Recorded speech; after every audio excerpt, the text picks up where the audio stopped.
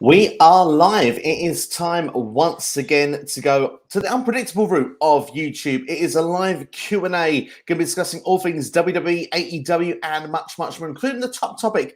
Karrion Kross and Scarlett Bordeaux are back in WWE, which arguably was a big, shocking moment at SmackDown last night. There were reports coming out last night that it looked like WWE had interest in perhaps bringing Karrion Kross back. That was going all across Twitter. And of course, well, little did anyone know, he would be on our screens within 2 hours. Of course, he was there at the very end of SmackDown. Scarlett as well, the whole NXT production package as well. Looked like we had the black and white screen for a short time. We had the TikTok clock. We had everything going on. And Karrion Kross was not wearing a gimp mask, was not wearing stupid straps around himself. He was back to the NXT Karrion Kross that we knew and that we liked before, and the dude's got hair. He's got a good set of hair on him as well there. We're going to be discussing about that and a whole lot more, including taking your questions today. So feel free to drop questions in. There's going to be a lot of topics, a lot of talking points from SmackDown that we want to talk about as well. We've got a pre-sent question as well from the one and only Bama Dave, which we'll be doing during the show as well.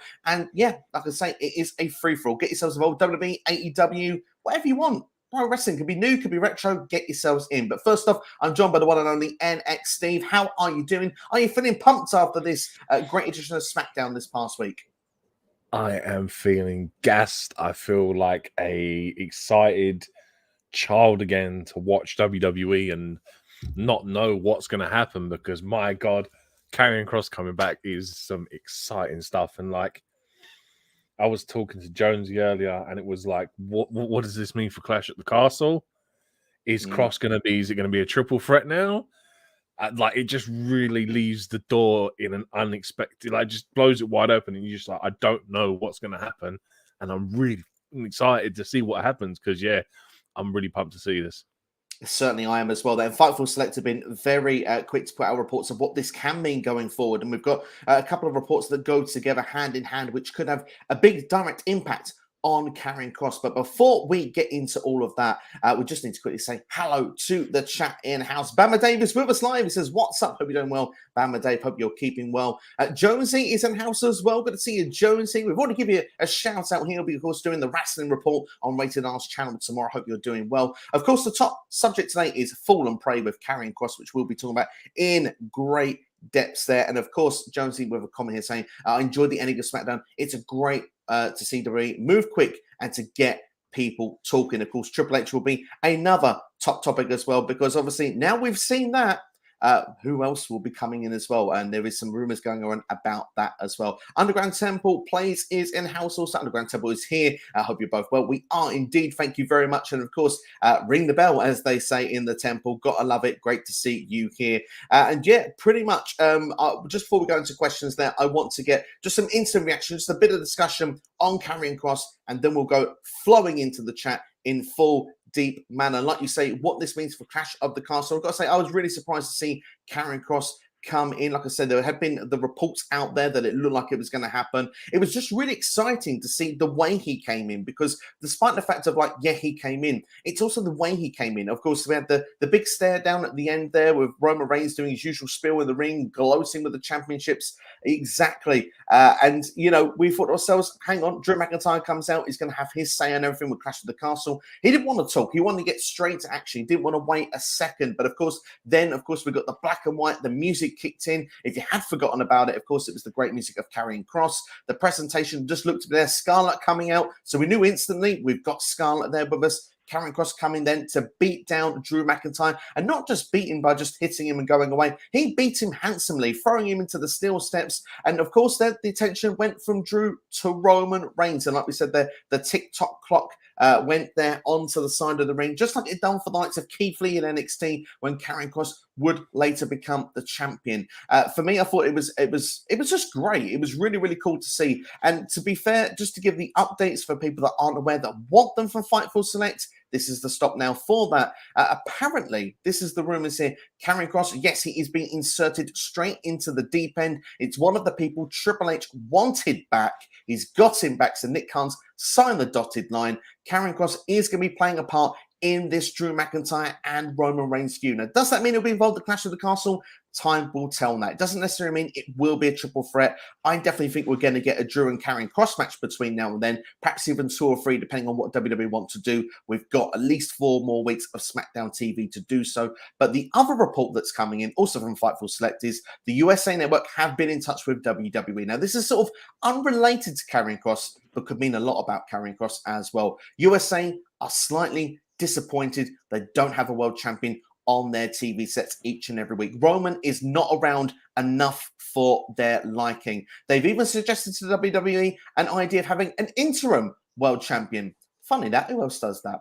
Can't quite put my finger on it. But anyway, not being copied from anywhere else. At the same time, WWE dismissed that idea. As you can imagine, like I say, it's going on in another company as we speak. WWE don't want to do that. But if they want a world champion, and they're paying a lot of money for WWE, just like Fox is, perhaps one of those championships could be going to Monday Night Raw. And a suggestion could be, even if it's not Drew versus Roman at Clash of the Castle for one championship, there could be a situation very, very soon that could involve Karrion Kross as well, where one championship does end up on Monday Night Raw and the other remains on Roman with SmackDown. So it could be the split of the 2 world championships at last, which I think a lot of people are crying out for. So, Steve, what is your reaction to a lot of that news? And do you think that this means that perhaps Karrion Kross could even be a world champion by the time we even get to like draft time? It just shows what you can do when you book superstars right. You don't have them come out, lose their debut match to Jeff Hardy. You bring them out, you make them look dominant, you have them destroy your number 1 contender for the top title. It did everything it needed to be. I was just gutted that the crowd didn't pop harder. Like, I knew who the music was as soon as it started playing, and I was like, oh my God. And the crowd just felt, until like, almost like after he'd finished beating his head into the steel steps, that was when the crowd sort of reacted to it. And I was like, how do you not know who Karrion Kross is? Like, he's a 2-time NXT champion. He's already been on Raw. Like, you people should know who he is. And that was anything that really let it down for me. But it's going to be interesting to see how they split these titles up and how creatively they can do it, because obviously normally it's for both titles. Whether that has something to maybe do with Theory and Theory cashing in, who knows? That's a possibility of a way of splitting it. But I personally can't think of, unless it's like they do something like it's like a 2 falls match, and like the first fall is for one title, the second fall will be for the other title. Roman, and if it's in, for instance, a triple threat, that Roman won't get pinned in the first one, but will pin the second one. So he will lose one title, but not via being pinned, to still keep him strong, essentially. That's just going to be the really intriguing part as to how they actually do it. But as I say, for having Karrion Kross back, Harry's package was delivered, having Scarlett with him, because my God, why didn't they do this day one when Vince was in charge and when he debuted on Raw? It shocks me. And yeah, like I said, it's a very, very exciting time. Like, I'm surprised that we've had this much so far. Like, Dakota Kai coming back at SummerSlam was a great surprise. But like less than 6 days later, we've got Karrion Kross back on WWE. And it's like, a very shocking return for me, because like I was a bit surprised that no one had signed him up. I didn't think he'd go AEW, but obviously there was a chance to go back to maybe like Impact or something. But just say very, very excited to see him back in WWE, and really excited to see that someone's actually pushing him straight to the top, because Harry was booked in NXT, and like I know some people soured on him a bit in NXT, but he was a let's be honest, he was a different weight class in NXT. Like, he was the biggest guy in NXT after Keith Lee left. Everyone else was sort of like a smaller weight class, like even like a cruiserweight or light heavyweight. So, but you put him in there with the likes of Roman and Drew. You put him in there with guys his size and his stature, and he'll fit right in. And I expect him to do really well. And I'm just really, really excited for this. Brilliant points made all round then. Just to touch on that NXT thing very, very quickly, because like you said there, he was a different sort of guy to what NXT was. It was full of the indie guys, which, yeah, he'd done the indies, don't get me wrong. He'd been around as well in Impact and AAA and stuff like that. But at the same time, you said it's not the type of style we used to seeing in NXT. We used to, the 5-star classics, the small guys jumping around. Karrion Kross was always a designed guy for the Raw or SmackDown. Like you say, put him in with a Roman Reigns, with a Drew McIntyre. He suits those styles much, much better. Unless he's in with a small guy squashing him in 2 minutes, That's how you book a Karrion Kross with a small guy. And like you said, even with that fatal 5-way, and we're going to just talk about that for a couple of seconds, that he won that match despite the fact he was completely buried on the way into it. And the fact that people are bringing those tweets up on Twitter just to try and bury him before he's even started to get back is absolutely atrocious, because, I mean, fans wonder why we don't get stars built. It's the fickleness of sometimes certain fan bases have to bring this stuff up on Twitter. Put it to the past. It's done Karrion Kross such a favor that he's been away from WTV for the last 9 months, because now he can come in. He's now back in, like you say, perhaps people didn't recognize him. Probably the hair and probably the lack of gimp mask. And to be fair, that's beautiful, because it means it's a fresh start for the guy. The guy can come in with Scarlett, who wasn't seen on Raw or SmackDown before. So for a big portion of the audience, she will be new to that. There's a new package coming in. It was almost the perfect way to bring him back, because then that way he's coming, he's taking out one of the top contenders for the championship. He's seen as a serious big deal. Even if he's not the champion, he's someone that's going to be seen out. This is someone we've got to take seriously going forward. As Jonesy gone to say here, we used to get these sort of levels of shock moments in the Attitude Era. We haven't had those sort of shock moments as we're getting recently. And it's great to see, like I said, Dakota Kai at SummerSlam, and now we've got it here 2 in a week. I think with the good thing with Karrion Kross coming back as well is it will take a lot of emphasis off of Drew McIntyre, because everyone's just expecting Drew to be pushed straight back into this main event scene. We know he's been out of it for some time, and he was like obviously the natural sort of next person to face Roman. But I think you say you bring Karrion into this, and he takes away some of the heat that Drew would probably get from being the obvious choice. So creatively, it makes tons of sense, because you're protecting a guy that, yes, we know he still needs his WrestleMania moment, but it won't be as forced as what a lot of people are expecting it. Well, and what would be a lot of people are imagining expecting it to be. So yeah, I just think this is great, and it just protects both of them, because the fact that they're 2 big guys and they're being pushed to the top, I think it just makes all the sense in the world. It certainly does indeed. And the thing is as well, like you've gone to say there about the idea of breaking up the championships, could be like that WrestleMania 16 style we've talked about a few times recently. The 2 falls match, like you suggested, is a good idea to do that there. The thing is as well, Roman Reigns could simply say he retains at Clash of the Castle, because all of a sudden a bit of doubt's been put in. We've all been so confident Drew's going to be the one to do it. But I mean, perhaps Cross could cost him at this show, or there could be a reason now why there's a bit of doubt in place, or just simply Roman retains. He's meant to be that down good for the last 2 years. No one's been able to stop him. Maybe Roman's to the point he wins the match at Clash of the Castle and says, look, I'm sick of defending both titles at once. I earned this, but I can just defend one at a time now. I don't need to be put under this pressure. I will defend when I want to, how I want to, and simply then he gets put in a triple threat match, and then, like you say, he's not in the decision, loses one of those titles, or Theory is the one to do so. There's so many different ideas and potentials, and I think that's one of the things that's really exciting already with this Triple H coming in, is the unpredictability, because all of a sudden, we're now guessing every turn. I've just had a great idea what they can do. They can book it as Drew. They can do essentially a double main eventer, and they can have Drew versus Roman for one title, Kross versus Roman for the other title. So it's 2 separate matches, but he has to defend both titles separately, because it's the only sort of one of the very few ways you can get around it. But that way, it also protects Roman in the fact that he has to go through 2 grueling matches with 2 big guys that can go. So yeah, that's I just off the top of my head, that would be a good way personally for me to say do it, because it still gives Roman's legitimacy if he, I don't know, beats Kross and then loses to Drew in the second match. That way, you get one title off of him. Absolutely, yeah. I mean, that certainly could be a way to do so. Roman would find that very unfair. The wise man isn't around at the second to protect Ivory. Got prefer a table at SummerSlam, so maybe the wheeling and dealing from Paul Heyman could play a factor into it as well. There's lots of different variables and ideas. I'd like to get to the chat in a couple of seconds, but I've got one question I'd like to ask you just before we do. Karrion Kross is being jumped in at the deep end here once again. Well, obviously, the debut last time with Jeff Hardy was horrible, went on a sort of up and down booking spree. This is totally different. He's in at the top. But the question is, what happens if he doesn't win at the top? Is it going to damage him very quickly? Say he has a match with Drew McIntyre and goes and loses clean. Does he then just fall straight back down the pecking order really, really quickly? Has WWE got to be very careful in the way that they manage him this time? Just like, well, how careless you could say they were last time. I think not really, because I think the fact that he is Roman Reigns and he is the top guy, that a loss to Roman Reigns doesn't discredit anyone. I think, and like, Roman is such a phenom in himself that anyone losing to Roman it's not unheard of. So you can expect him to lose to Roman Reigns. They can do the easy, get out of it the easy way, get the Usos to get involved or something like that. I don't know, but yeah, like I said, I don't think losing to Roman would be a massive loss to him. It just depends on how they creatively go around it in the next sort of 4 to 5 weeks before we get to Clash.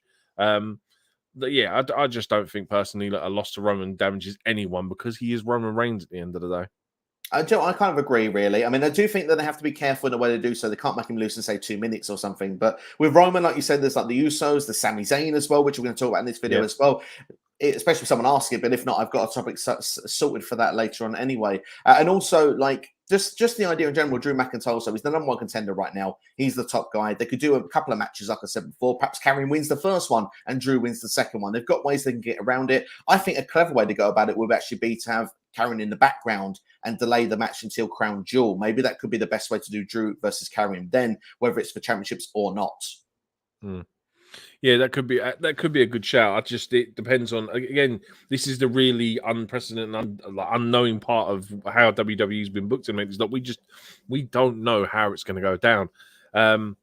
It's a very, very strange time. Like I said, you can normally with Vince, you can sort of foresee where it was going, but with Triple H in charge, like I remember so many times that I would watch a takeover and I go, oh, this person's going to win this person's going to win this. And he would just throw these complete curveballs in match predictions and match finishes and match endings that you would just like, you don't know what's going to happen. And it's scary and exciting at the same time. It certainly is indeed. And I tell you what, let's go to the chat because we've got quite a few comments that come flying in. Want to make sure that we can get all the questions in as early as we can. And Jonesy asking the question here, does this return of Karrion Kross open the door for Braun to also come back at some point? I'll answer it quickly first. My understanding is there has been discussion of the Braun Strowman name already, but I believe due to Twitter activity, that conversation wasn't very long. But my source for that will be, of course, Mr. Tom Collinghue that discussed that on his stream yesterday. Would you like to see Braun Strowman back if it was a potential? It depends on what they're going to do with him, because for me, I felt Braun was a very one-trick pony. He was just big guy that dominates for long periods of time. And even when he did win a title, it wasn't really a convincing run for me. I mean, they gave him that silly green one when he won the greatest Royal Rumble ever in Saudi Arabia, and I was like, we never saw that thing again. That's the problem with Braun Strowman, and anyone like that is like an Omos or a Giant Gonzalez, like any big guy like that. They tend to have their creative very limited because essentially he's a big guy, so he should win everything. He should dominate everything. And like I remember there was a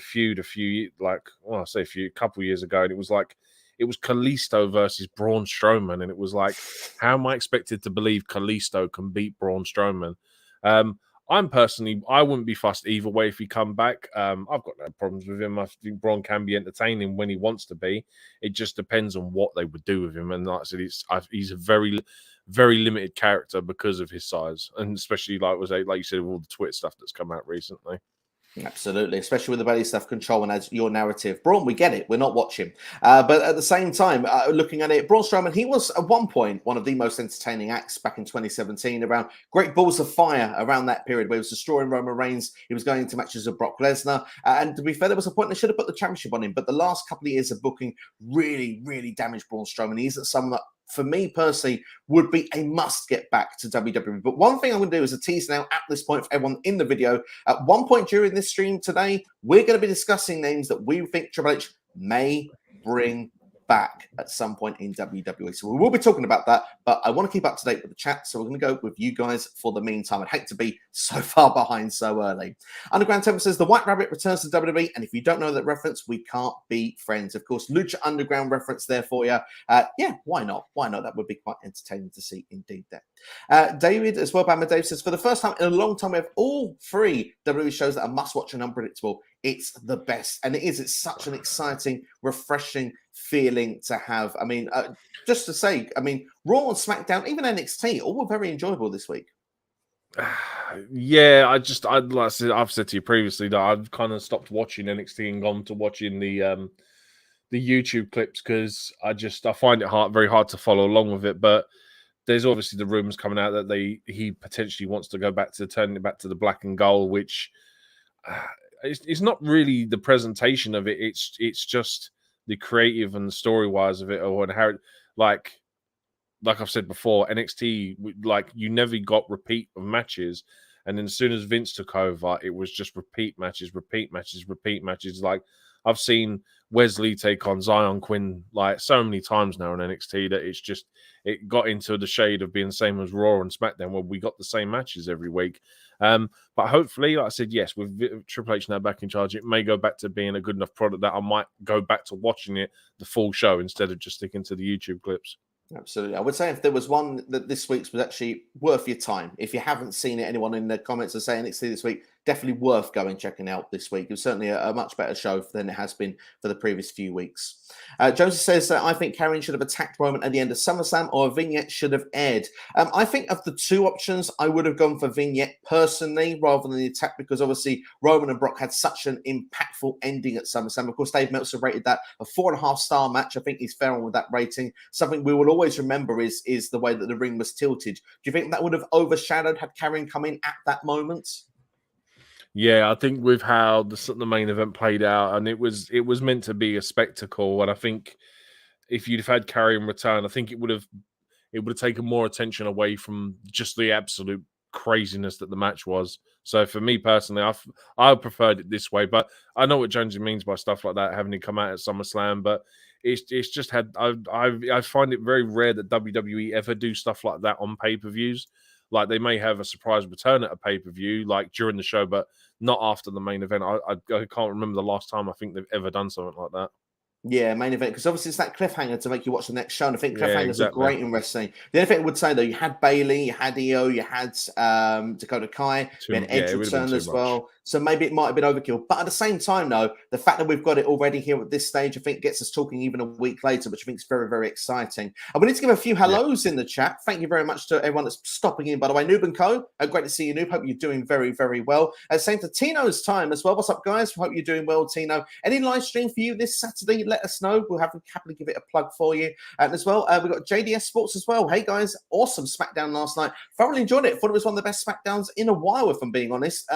Particularly enjoyed the football commentary style of the kicking the balls from Pat McAfee and Happy Corbin. You got to enjoy that. You had to enjoy the fact Ricochet got a victory on TV as well. It looks like Shayna Baszler is back on a roll. We'll be talking about her later in the stream as well. Now she's got a match with Liv Morgan coming up also. So there's lots of ideas of what could be going on now for Clash of the Castle. Lots of talk points from that show. Would have to agree it was a good one.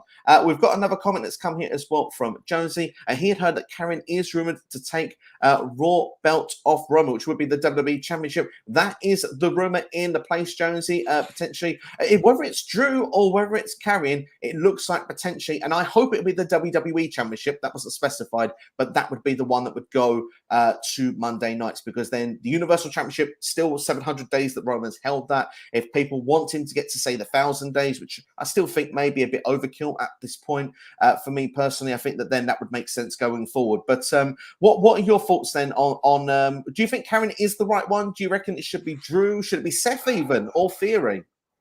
We've said before that I think it should be Drew, because if they're going to do this at Clash, it makes so much sense, because this will be a bigger than a WrestleMania moment for Drew, doing it in your home country or your home nation, do you know what I mean? And in front of a crowd that, like we was talking over text the other day, and you was asking me about what matches I'd like to see, and I was like, they should make the most out of the fact that it is a UK pay-per-view, and they should have just loads of UK based wrestlers on this show. Like us threw suggestions out, like they should have like Finn versus Edge, and then if you did like the Usos versus like some form of the Brawling Brutes, because in the UK the Brawling Brutes will be a face team, so like they don't have to win, but I just think they should make the most of it and say, I think if Drew was to win a title at Clash, it would be bigger than any WrestleMania moment because it's in the UK. I totally agree with you. He would finally get his moment. Remember, he had his moment with WrestleMania, but it was in front of nobody. He wouldn't won the championship. Exactly. No, the second championship was in the Thunderdome. Still special, still something a lot of people won't ever be able to say some of the things Drew has done, but to get them out in front of fans, and that just really, really would be special. And Bama Dave even agrees he wants Drew to be the one to do it there. Scott, Retro Wrestling in house. Hope you're doing well, Scott. Great to see you. He's back up now with his retro content as well on his channel, so give him a subscribe. He believes that the USA Network want at least one of the world titles on Raw. That is true. That is the understanding, according to the report from Fightful Select. So fingers crossed they'll get that wish. Yeah, I mean, because of like, it's the only logical thing is to either take one of the titles off Roman, or make Roman do more appearances on Raw, which obviously, by the looks of it, he's not going to do. So yeah, you can understand why the network's going to say they want a top title on the show. It's just, like I said, we've just said before, it depends how and why and when they're going to do it. Absolutely, indeed. There, JD Sports or JDS Sports, almost with a bit of branding there, says TikTok. Therefore, yes, that we are counting down as well to see him with his first match as well. Almost went with the app for a second there. Underground Temple as well says, can we see Paul London, aka the White Rabbit, with Karrion Kross like it was in Lucha Underground with the Rabbit Tribe? I want to see Karrion Kross versus Edge and Karrion Kross versus Judgment Day.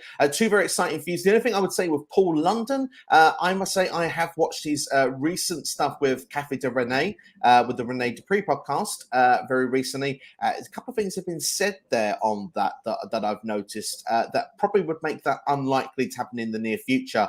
But at the same time, I would say that looking at Karrion Kross, there are a lot of potential exciting matches and feuds that can be there from in WWE, and those are just a couple there that have been brought up on our screen that we've not even mentioned. Yeah, exactly. I mean, the possibilities are endless, and it's just that fresh blood idea. Like you bring someone in, especially like Karrion Kross. Like I don't. My worry is obviously clash of styles, but like I said, I think Kross being on the main roster just makes more sense because you put him with the likes of Edge, even a Damian Priest, and you put him with someone his size. I think he'll just have good. He will have good matches. I'm just really excited to see what proper creative can do with him. Absolutely, indeed. And obviously, he did have a stare down with Edge back in NXT back in the day after Edge won the Royal Rumble. So there would be some long-term storytelling there, believe it or not, with that one. So that could be quite exciting. Joseph says that this is how Karrion should have been booked the first time. 100% agree. I'd have him go on an unbeaten run for a few months and actually have Clash, the triple threat match, end up in a no contest, hold up all the titles. Interesting. I don't think we've ever had a triple threat match end in the no contest unless you're in WCW in the mid-2000 or in 2000. What would you actually find? How would you find a way to do a no contest in a triple threat match? Unless they do something stupid like making a Hell in a Cell match have a DQ finish. Do you know what I mean? I don't know how you would go about it. I mean, the only thing I could think of is they absolutely destroy the ring and rip it apart, that there's nowhere for them to actually compete. So one of them gets a chainsaw, runs it right down the middle of the ring and just cuts it clean off. I honestly don't know. I think Slapjack did that back in the day. They didn't have too well either. But what I would say from that, though, like you said, if the beatdown, imagine if the last event, the ring gets tilted and the next one in the UK, it gets broken again. I mean, that would be awesome. It'd be a big spectacle for the fans to see. No one gets up after it. Yeah, I think that could be fun. If you beat everyone down to the point where no one could get up, that'd be your way around it. But I understand Jones trying to be creative there to get those championships separated. It certainly is a hard task to do. Like a triple count out, like all three of them can't get up on the count of 10. Do you know what I mean? All of them, like last man standing essentially, but all three of them can't get up. That would be the only probable way you could get around it. Absolutely, indeed. There, David here goes on to say, I don't think they'll care once the momentum builds. I believe with Karrion Kross, I hope to goodness that is the case because he certainly needs the momentum this time if it's going to work out for him. Because otherwise, fans will turn and then it will just be really sour from there. And to be fair, I've been a big fan of Karrion Kross. I've enjoyed him since Impact Wrestling. That's when I first was exposed to his work. His intro in Impact when he was like just handing these cards with a cross on it, and I was like, man, that was some great stuff. And then he does it with one of them. What was it? He pretended to be a security guard and he just beat the living hell out of someone. Yeah, man, that was great stuff back in the day. He just like an absolute psychopath. I always thought he was a good promo as well. So I mean, that just goes on his side. Also, the guy can talk. So absolutely, be exciting to see how it will play out for him. But Roman Reigns' time as champion is over, according to JDS Sports. Stop the count. It's not getting to 1,000 days, is what he's got to say for us there. And David says the champion can appear on both shows. Just unfortunately, Roman being a part-timer currently doesn't turn up on any show most of the time. But he seems to be on SmackDown at least for the time being, which is good. I believe he will be on the way through to Clash at the Castle because, of course, Drew isn't on Raw, apart from when he goes to face Theory on that odd occasion in Madison Square Garden. So I imagine it'll be on SmackDown in the meantime. But hopefully, yes, we will get a champion on Raw very, very soon. Nuben Cole here saying Karrion Kross definitely is going to end the tribal chief Roman Reigns to his downfall. So it looks like a lot of momentum. A lot of people think Kross will be the guy.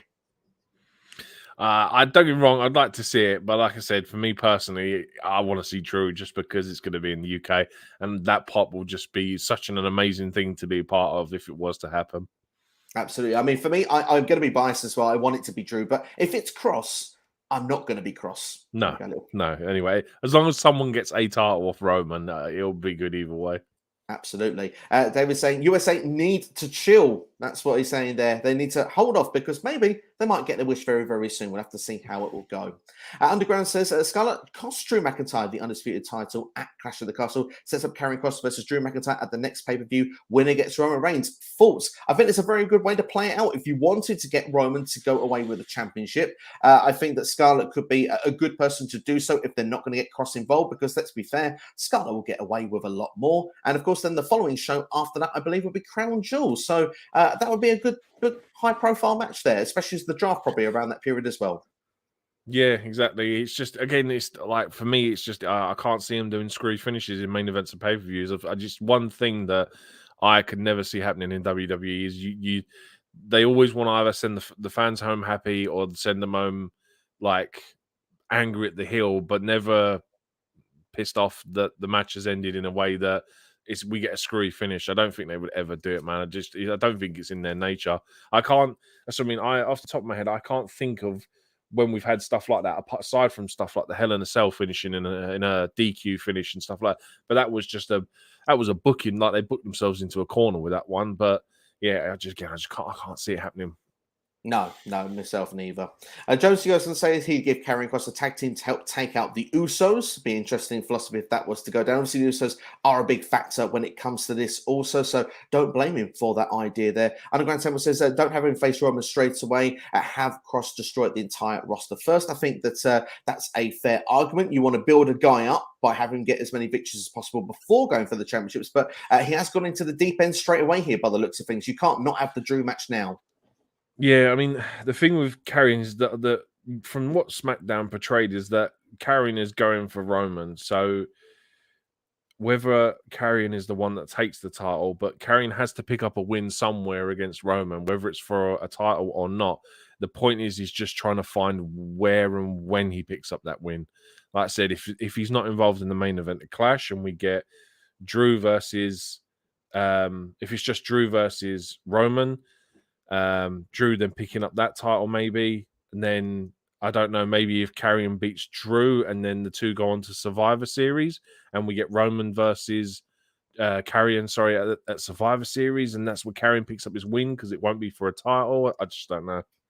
It's hard to see how it's going to play out. But one thing Bama's got to say is, he says, please don't split the belts up. There's more value in having one champion. Plus, it elevates all the other cards. Well, this leads me very well nicely because Bama Dave did send in a question ahead of time. And unfortunately, I wasn't clever enough to have it ready to put on screen. So apologies about that, Bama. So I'm going to read it out to everybody. And Steve, I'm going to get your opinions on this one. He's asking, with the likes of Stone Cold Steve Austin, The Rock, Hogan, HBK, Bruno Sammartino, Ric Flair, and the list goes on, would they have been as respected and thought of as great champions if there were two world titles in the World Wrestling Federation when they were champions? Because obviously in the modern day, we have the two champions all the time. Currently, Roman holds both of the cards as we speak. But obviously, when you look at the likes of all those big names, would they have got over the same had they been a Raw champion and a SmackDown champion? I think certain people like The Rock, it already happened because after the WCW invasion, they had the World Heavyweight Championship and they had the WWE Championship. I know that the World Heavyweight Championship wasn't seen as an equal to the WWE Championship. It was more of a lesser title. That's why they always put it on the likes of Christian and Rey Mysterio and stuff like that.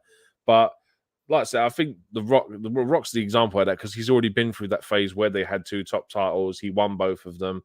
But at the end of the day, it's down to characters. And if the character gets over, Stone Cold Steve Austin would get over if there was two belts. Ric Flair will get over if there's two belts.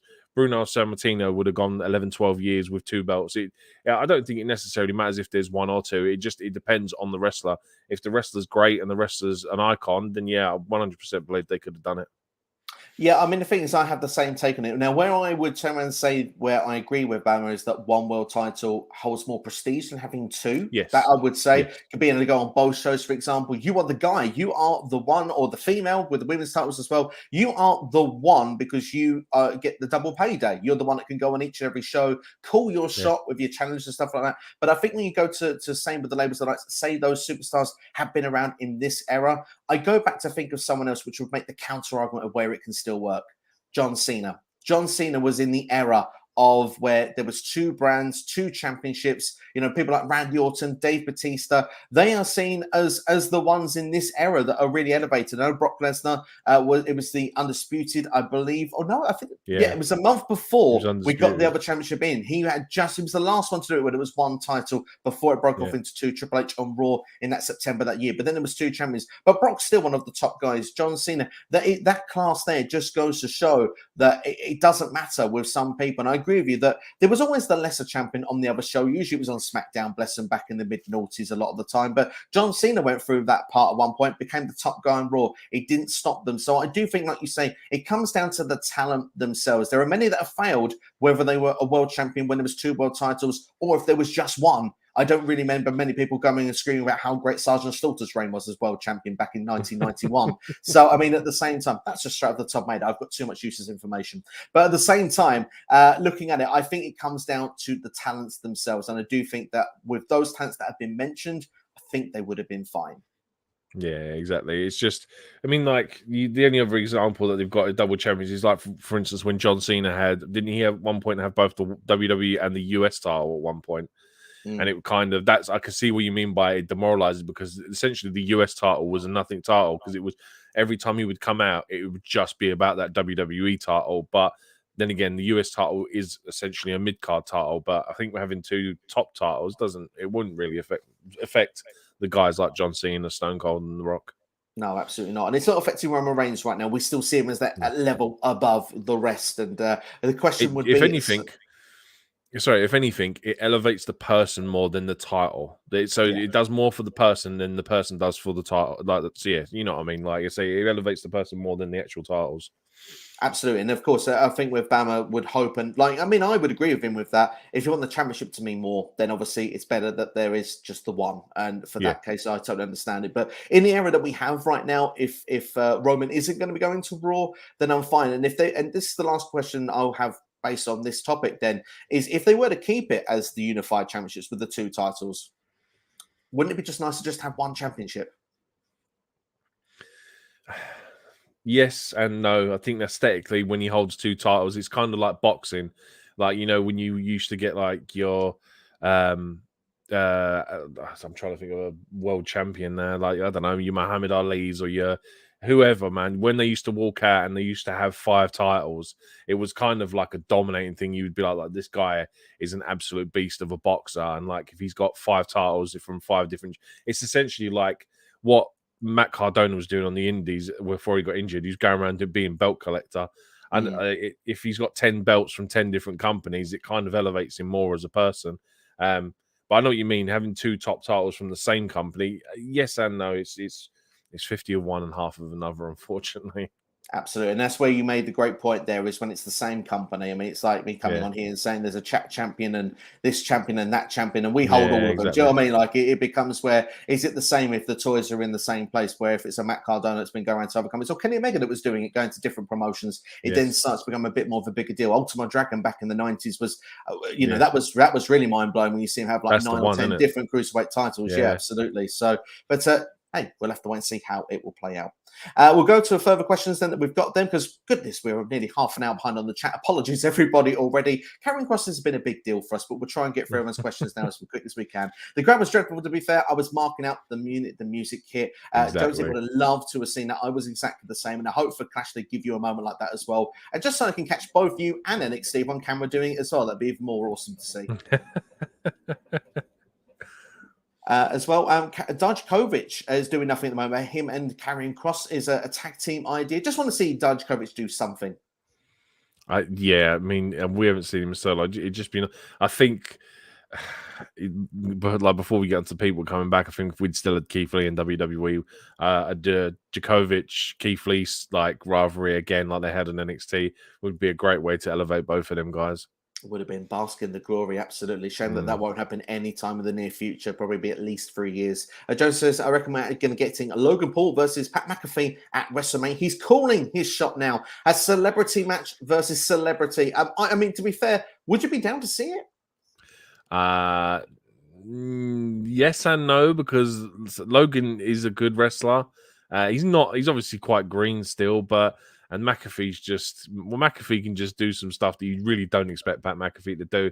I think I'd like to see this more in like a tag team scenario where they've got some like experienced like wrestlers in there with them, because otherwise it would be one of two things. It would either be the most phenomenal match you've ever seen, or it would be an absolute cluster of like just botch after botch.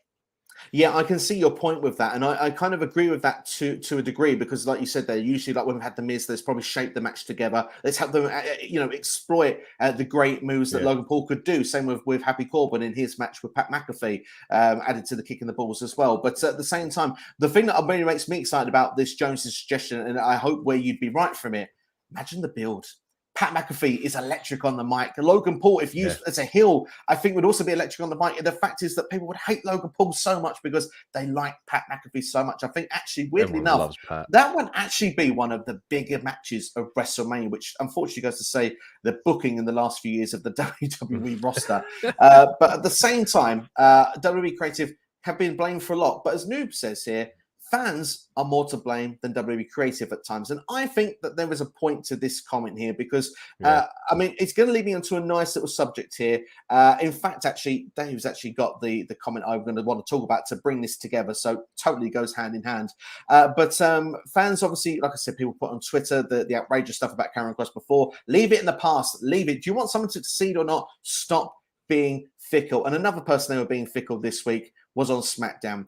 How long have the fans wanted Liv as champion? But then when they do it, it's not how they wanted. And when she retains in an interesting way, they boo her. It's so ridiculous. Now, I'm going to say quickly, wasn't a fan of the way they booked SummerSlam with that finish. I thought it made Liv look weak. And I think that that's why people were booed. They probably think they have a legit reason she shouldn't be champion. I said the most crucial time for Liv Morgan would be the first couple of months as her champion, because otherwise she will be someone that can be in and around the championship picture going forward, or she'll fall right down back to the bottom with Nikki ASH, probably stuck in catering. And a moment like SummerSlam had the damaging effect that it could do that in the long term. That being said, I 100% agree the fact that the booing comes so quickly out of nowhere. I thought it was ridiculous. I thought it was actually insulting, because the idea is you've waited so long. She's got so much passion. She's give everything to this, to turn on someone within a few short weeks. And I thought the same with Nikki last year as well, to turn on that quickly. And Liv hasn't really done that much wrong. She hasn't done anything wrong. It's the story they've made in her tell at this particular moment. I think that it was absolutely unfair.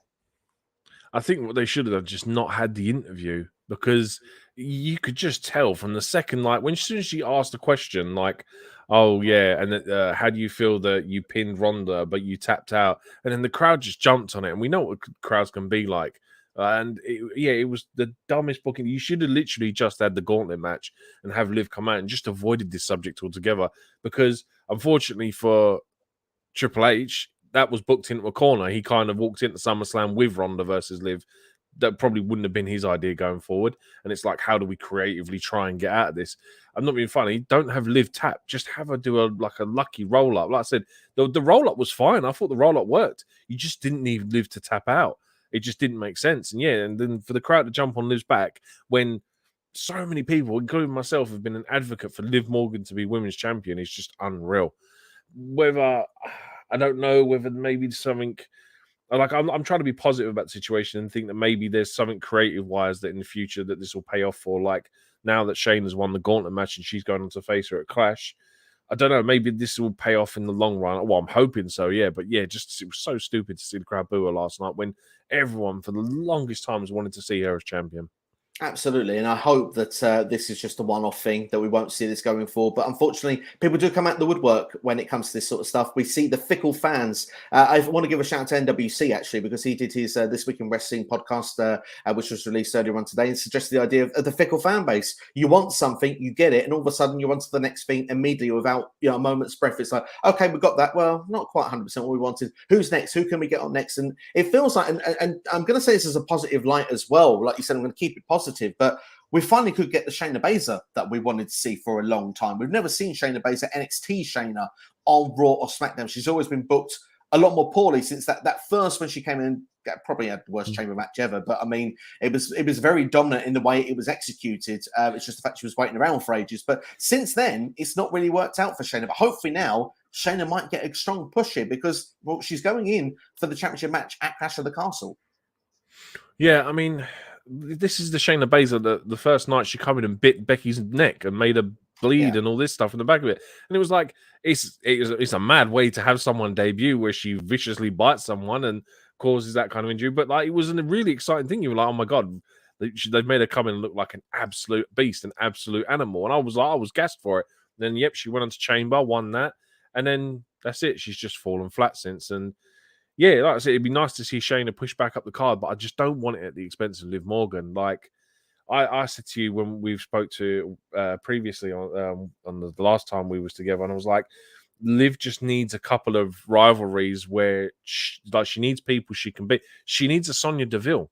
I know like Sonya can take losses and she can take losing championship opportunities to Liv Morgan. It was the right person. But when you're putting her against the Ronda Rousey, and Ronda Rousey's supposed to be the baddest woman on the planet, it just doesn't make sense unless they've got something going forward. It just doesn't make sense.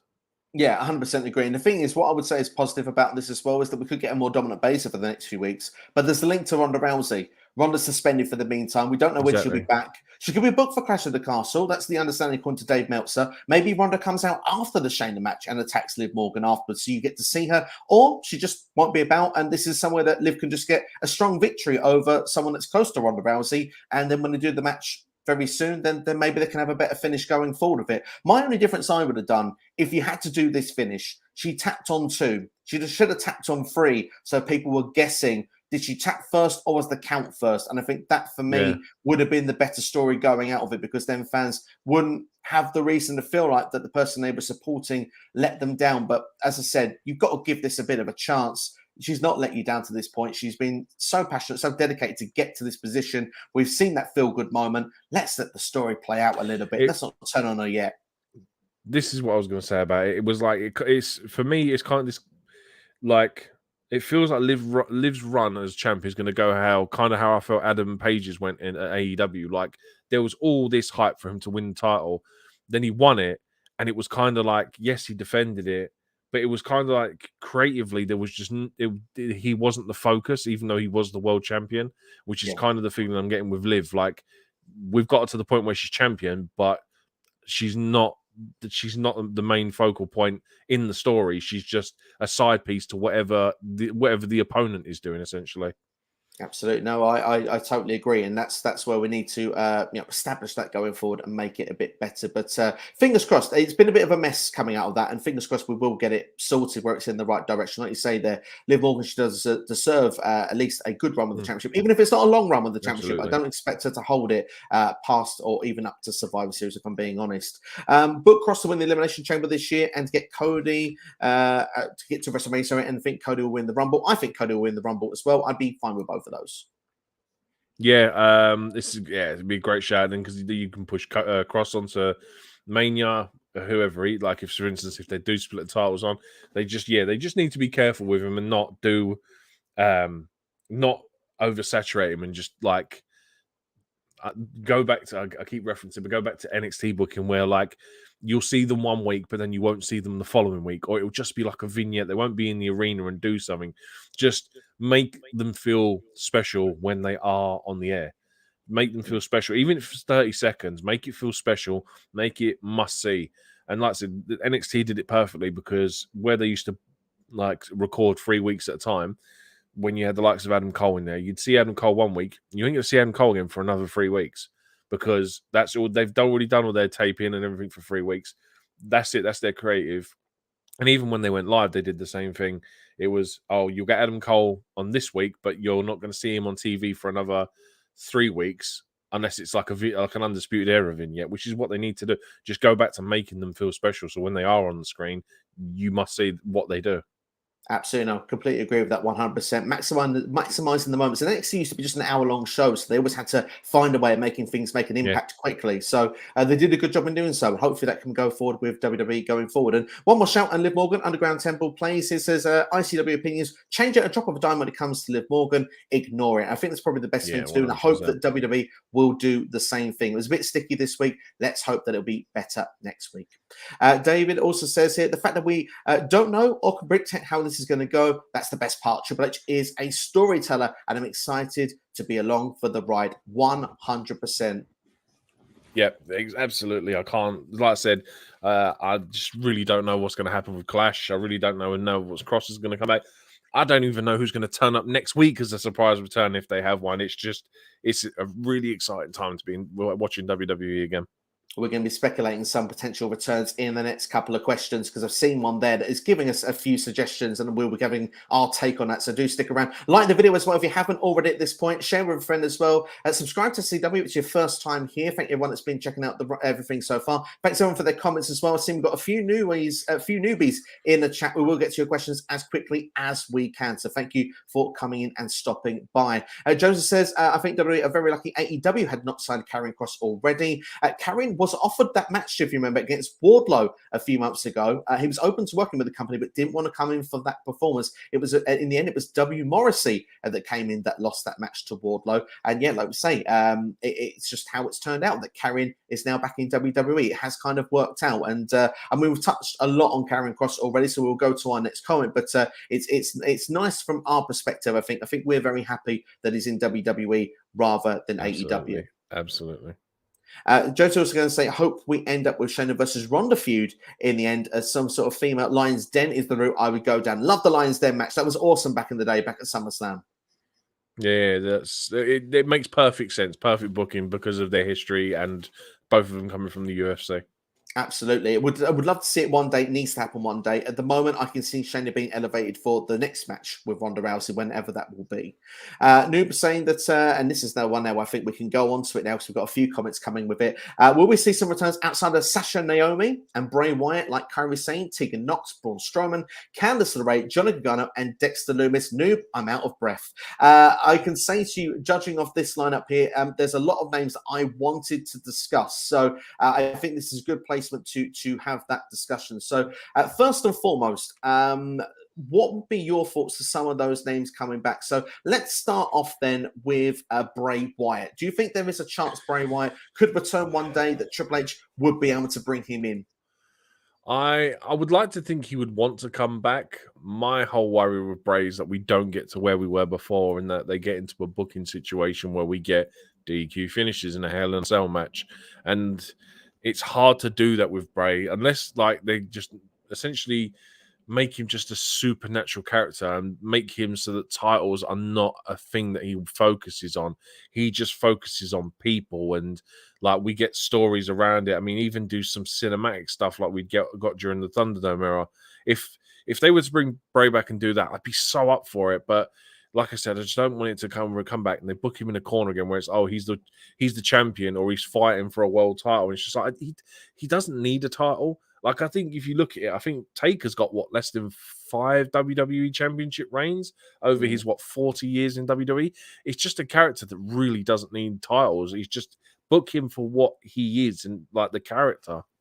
He's an attraction, and that's what it comes down to. I mean, The Undertaker back in the early 90s, he won the title in 91, lost it a few days later, Tuesday in Texas, to Hogan, straight away after the Survivor Series. He didn't have a championship from that point, was then to WrestleMania 13, which was in 1997. So 5 full years without being at the top, because The Undertaker was the attraction. That's how they used him.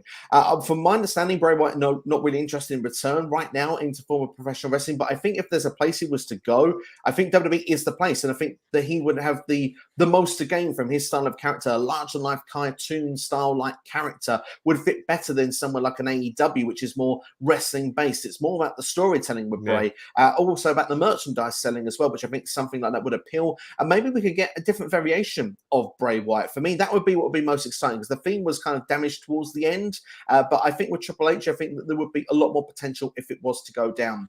I feel that most people would want me to talk about Sasha and Naomi next now. So let's talk about them as the next ones then. And I'm going to say to you that there has been reports that have been coming out that an agreement's meant to be in place by Wrestling Co. I think it's been backed up now by a number of different sources. As I say, Tom Colley, who's always been quite ahead with the Sasha and Naomi stuff, even as when I say last night that I believe that it's signed, sealed and delivered. They will be coming back. It's a matter of when, not if. And obviously, the WWE Women's Tag Team titles, that discussion straight afterwards comes on the SmackDown. They're coming back, the Women's Tag Team Championships. So my question to you is not if they're coming back, it's when they're coming back. Do you see them in this tournament, or do you see them confronting the winners of this tournament? I would like to think that they'd be a mystery tag team and go on through the tournament and reclaim them. I don't want to see them. I don't want to essentially want a cliche or a rerun of Cena of Punk when he come out after Cena beat Rey Mysterio. I want to see something new. And I think I would be more interested in seeing them come in as a mystery opponent than going on to reclaim the titles and essentially say, because in that way, their whole problem was that you're not doing anything creative wise that keeps them strong. And I think if you can't have them come back in because essentially they're supposed to relinquish the titles, depending on how many teams this is, if this is going to be, say, for instance, 8 teams, have them be a mystery 8th team.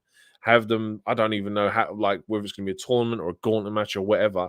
Make them the mystery opponents. Have them fight and earn that way back to being the tag team champions. So then they can come out with the titles and turn around and say, we are the best women's tag team. We had these taken away for us and we fought and got them back and just book them strong. I mean, strong booking is what we need. We need the women's tag team division to be lit now going forward. And the belief is that is something that's with the new deals with Sasha now. We're not just the sweetener in the financial side of things, but the women's tag team championships will be taken seriously going forward in WWE. We will see them doing that, which will be quite nice to see. And like you said, the idea with the tag teams we've got potentially lots to do drop Nikki ASH. We can perhaps, I don't know if we bring Toxic Attraction to the conversation, because they're probably going to be due up at some point imminently. We can throw some other teams together, probably on Raw or SmackDown, but we've got some ideas. I mean, Io Sky and Dakota Kai are there as well. They'll probably be heavy favorites in that tournament as well. So there's lots of ideas of what you can do. Maybe bring some outsiders in, like the Bella Twins maybe could be someone you could bring in for this tournament. That could be a shout you could do as well. So lots of things you can do with this. We'll have to wait and see what they will do, but I agree with it. They need to be booked strongly, and I think we will see those. But let's talk about the names then that he said, that Nuba said outside of that. Kairi Sane obviously was an ambassador for WWE for a contract run out. She's been doing more stuff in Japan, but now Triple H is in control. She did win the Mae Young Classic. Could you see her coming back even for even a Royal Rumble appearance, if something at all, if not a full-time deal? Yeah, I mean, a Rumble appearance probably sounds more logical, because if you go by what has been said, is that she wants to return home to spend some more time with her husband and her family. I couldn't see her making a full-time return. Like I said, maybe Rumble appearance, or whenever they do tours of Japan that she makes an appearance or something like that. Yeah, absolutely. No, I totally agree with that. I think it'll be a Royal Rumble for, if at all, at this point. But a Kabuki Warrior return would be quite fun. Hey, we mentioned the women's tag team titles there, didn't we? Tegan Nox, I think injuries were the reason she was released. But I mean, for the show in Cardiff, wouldn't it be really nice just to see her there, even for one night only? Yeah, it could be a good show. I mean, depending on how this tournament runs and when the final is going to be. If the final is going to be at Clash, for a Tegan Nox return at Clash would be pretty cool and like a pretty good thing to see. It would be. Even the stare down with her and Dakota Kai, I think, would be quite fun to see as well. Exactly, yeah. We've talked about relived that NXT rivalry. Absolutely. We talked about Braun Strowman. So let's talk about Johnny Gargano and Candice LeRae. Raw is in Ohio this week, from where Johnny is from. Do you think, I mean, obviously they've been raising a little one this year. That's why, their contracts run out from WWE, took some time away. But now the door could be open. And I think personally, this is one that's going to definitely happen for both Johnny and Candice LeRae. Yeah, I think Johnny's a dead set. He has to come back. I think he's got too much history. Ciampa's still there. That feud really needs to have a proper ending, not the one that we got on NXT because of Vince calling him up and being a complete dumbass about it. Excuse my French. But yeah, Johnny's, I think, is the 100% dead set on. He bookie's favourite and all that other shebang. Yeah, Johnny would definitely, 100%, I would put my house on Johnny coming back. Same with Candice LeRae. She left on positive terms and said with Triple H in charge, I don't see why she wouldn't. Absolutely. I think it's when, not if. That's what I would say on that Yeah. one there with those two. The thing is, with Johnny Gargano, like I said, the possibilities are endless very, very quickly. You could have him do the likes of a DIY reunion. You can have, like I said, the Ciampa finish of the rivalry. You can have him be like, Theory's dad again, of how we should cash in Money in the Bank, bring the way back as a group. That could be a lot of fun. Theory over, yeah. Yeah, exactly. You can have Indy Hartwell brought up then as well. She was meant to be the daughter. And you could even have Dexter Lumis then come in because of the fact we have Index, because all of a sudden Indy has something to do, because Indy's felt a bit lost on NXT. And I know I've said that the Dexter Lumis character is a bit one-dimensional, but I think if anyone could make it work, it would be Trips, wouldn't it? For me, it's just a shame that Dexter Lumis again is a very one-directional character. In his character is that he doesn't talk. I mean, yes, bringing him back and putting him as part of the way, it was really good in NXT when they did it, and the fact that obviously he married it like Indy Hartwell in creative.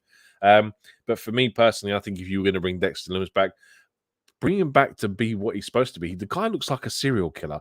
Have him come back and be part of a faction with Bray Wyatt. The guy doesn't talk. It makes perfect sense if you've got someone like Bray Wyatt that does all the talking. And then you've got, because can you imagine the Firefly Funhouse with Bray being his quirky self, and then you've just got Dexter standing there silent because that's who he is. It would be comedy gold, but it would be hilarious, and it would be so entertaining. Certainly would be. Even in Judgment Day, I think, the silent killer, part of that group, could be fun as well. So there are things you could do with Dexter Lumis. So we're coming up with some ideas. I'm sure Trips would have some ideas as well. Two quick fire names I want to throw at you, and we'll go on to the chat because we're about half an hour behind again. I'm very sorry to the chat. I want to throw out Tyler Breeze quickly. He's on Xavier Woods, Up, Up, Down, Down, once again, a WWE themed YouTube show. Could you see Tyler Breeze coming back at some point? No, just I think Tyler is more like he's more content with the stuff he's doing now, unless he's going to come back in some sort of backstage creative role. I don't think so, because unfortunately Tyler he wasn't really a successful single star when he got to main roster. He kind of did his thing with Fandango, and as far as I think Fandango is retired now, as far as I'm aware. Okay. So yeah, I think he'll just come back as, like say, a producer or whatever backstage, or just be content with what he's currently doing. Perhaps. I'd like to see a selfie off of him in Theory. That could be quite fun. And as well, the other name I'm going to throw you, Billy Kay, because obviously Cassidy now not possible. Congratulations to her and Sean Spears. Are they expecting a child? But Billy Kay, she was also featured on that Up, Up, Down, Down. And I mean, she's just so entertaining in some sort of role. Get her talking, comedy gold. That's the one thing they never did with even when they split them up, was they never got her to talk. It was one of her best features.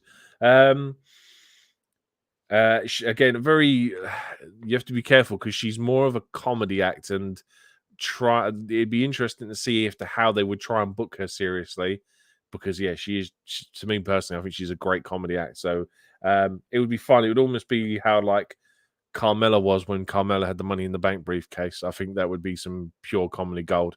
I think if you did something like that, have her win Money in the Bank to obviously have a failed cash in, it could just be comedy. But I don't. It's not what I want the Money in the Bank contract to be. I want it to be a serious prop that a heel uses.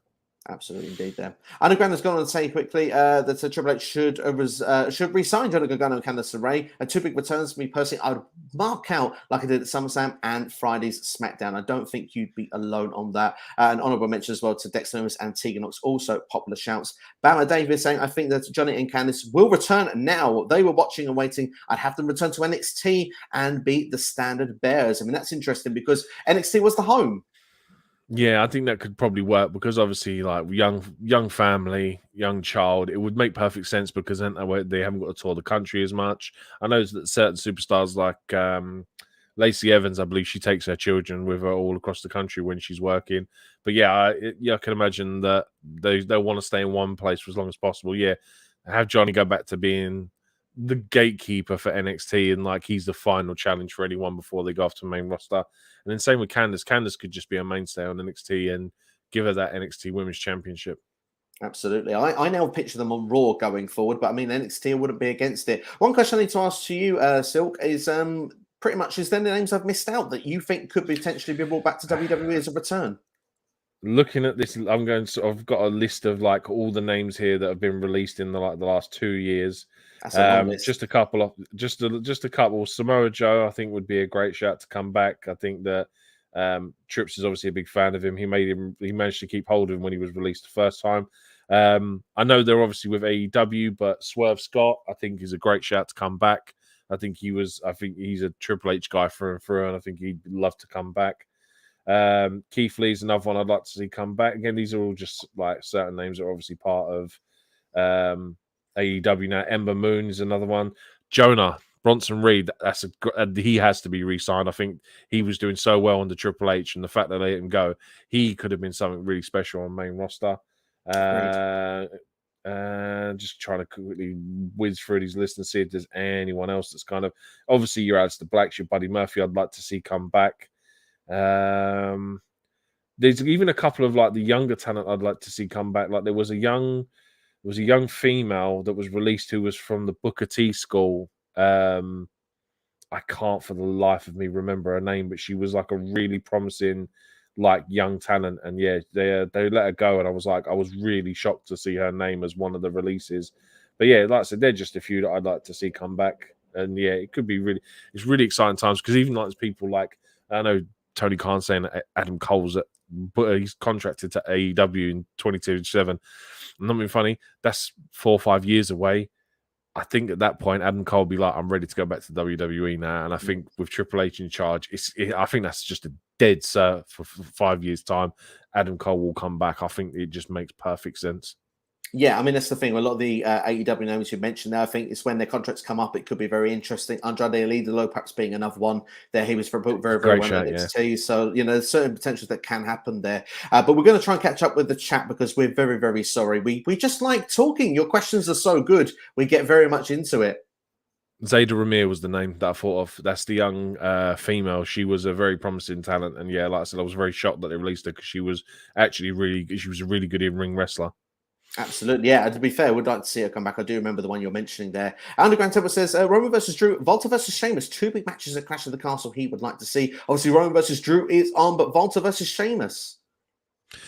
I think that they're just going to put Walter technically comes under UK for me because he's a European talent, and I think that that's what they're going to do. They're going to push this Shinsuke Nakamura Walter match to Clash at the Castle, and I just personally think this is WWE just booking Walter as a top star, which is like, since strange enough, he's been booked correctly since he come up with Vince. But yeah, I am with Shinsuke Evan this match next week against him on SmackDown. I expect Gunther to retain, and I expect this to go on a Clash. This is just a great feud to get Gunther some more heel heat. Absolutely. I think it could be another potential superstar that may be in the place of Nakamura, but I'm going to save that for the now. There's a little cliffhanger to keep people hanging on, but also because we want to catch up with some of the questions. But David says, so Drew beats Roman at Clash at the Castle and the undisputed workhorse champion. They got some both shows. There you go, USA. Enjoy. Maybe patience is all they need. Bama, you've got some sense there, my friend. Jones says that Karrion needs to do more vignettes and dark style promos. We need him to destroy people in seconds, unlike last time where he jogged Jeff Hardy despite being NXT World Champion. Completely agree. Yeah, absolutely. Over the next 6 months, he'd also elevate Gunther. I'd like to see Gunther versus Bobby versus Karrion Kross for the world title. That'd be fun one day. Oh, yeah, that would just be meat on meat and meat slapping all over the place. It'd be so much fun. Yeah, meat feast as well. Just the way I like me pizzas. Fantastic. With titles being held up, nobody loses over this. So you don't want Karrion or Drew getting pinned here. Absolutely. I mean, the thing is, especially, I think right now, Drew can probably take a pin, but you wouldn't want him to take it in Clash of the Castle. But Karrion, I would say, probably doesn't need a pin just yet. I agree with everyone. They want to keep him looking dominant. Jonas says, well, he's calling it now. Does Scarlett place a curse on the sword? Angela, this ends up costing Drew, a.k.a. The Undertaker, losing the urn. It's very hocus pocus for my liking, but something that perhaps you could see in WWE. Yeah, I mean, Scott's a very interesting one. Whether they're going to have a wrestle or not is a whole other story. Because obviously, I don't even think she ever wrestled on NXT, but I think just as a manager placeholder, she's going to have a really interesting dynamic to play in all this.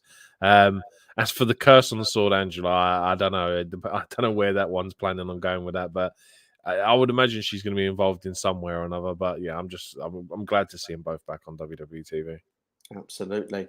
David also saying that I hope they push the draft back to around Christmas, New Year, so it doesn't affect Survivor Series.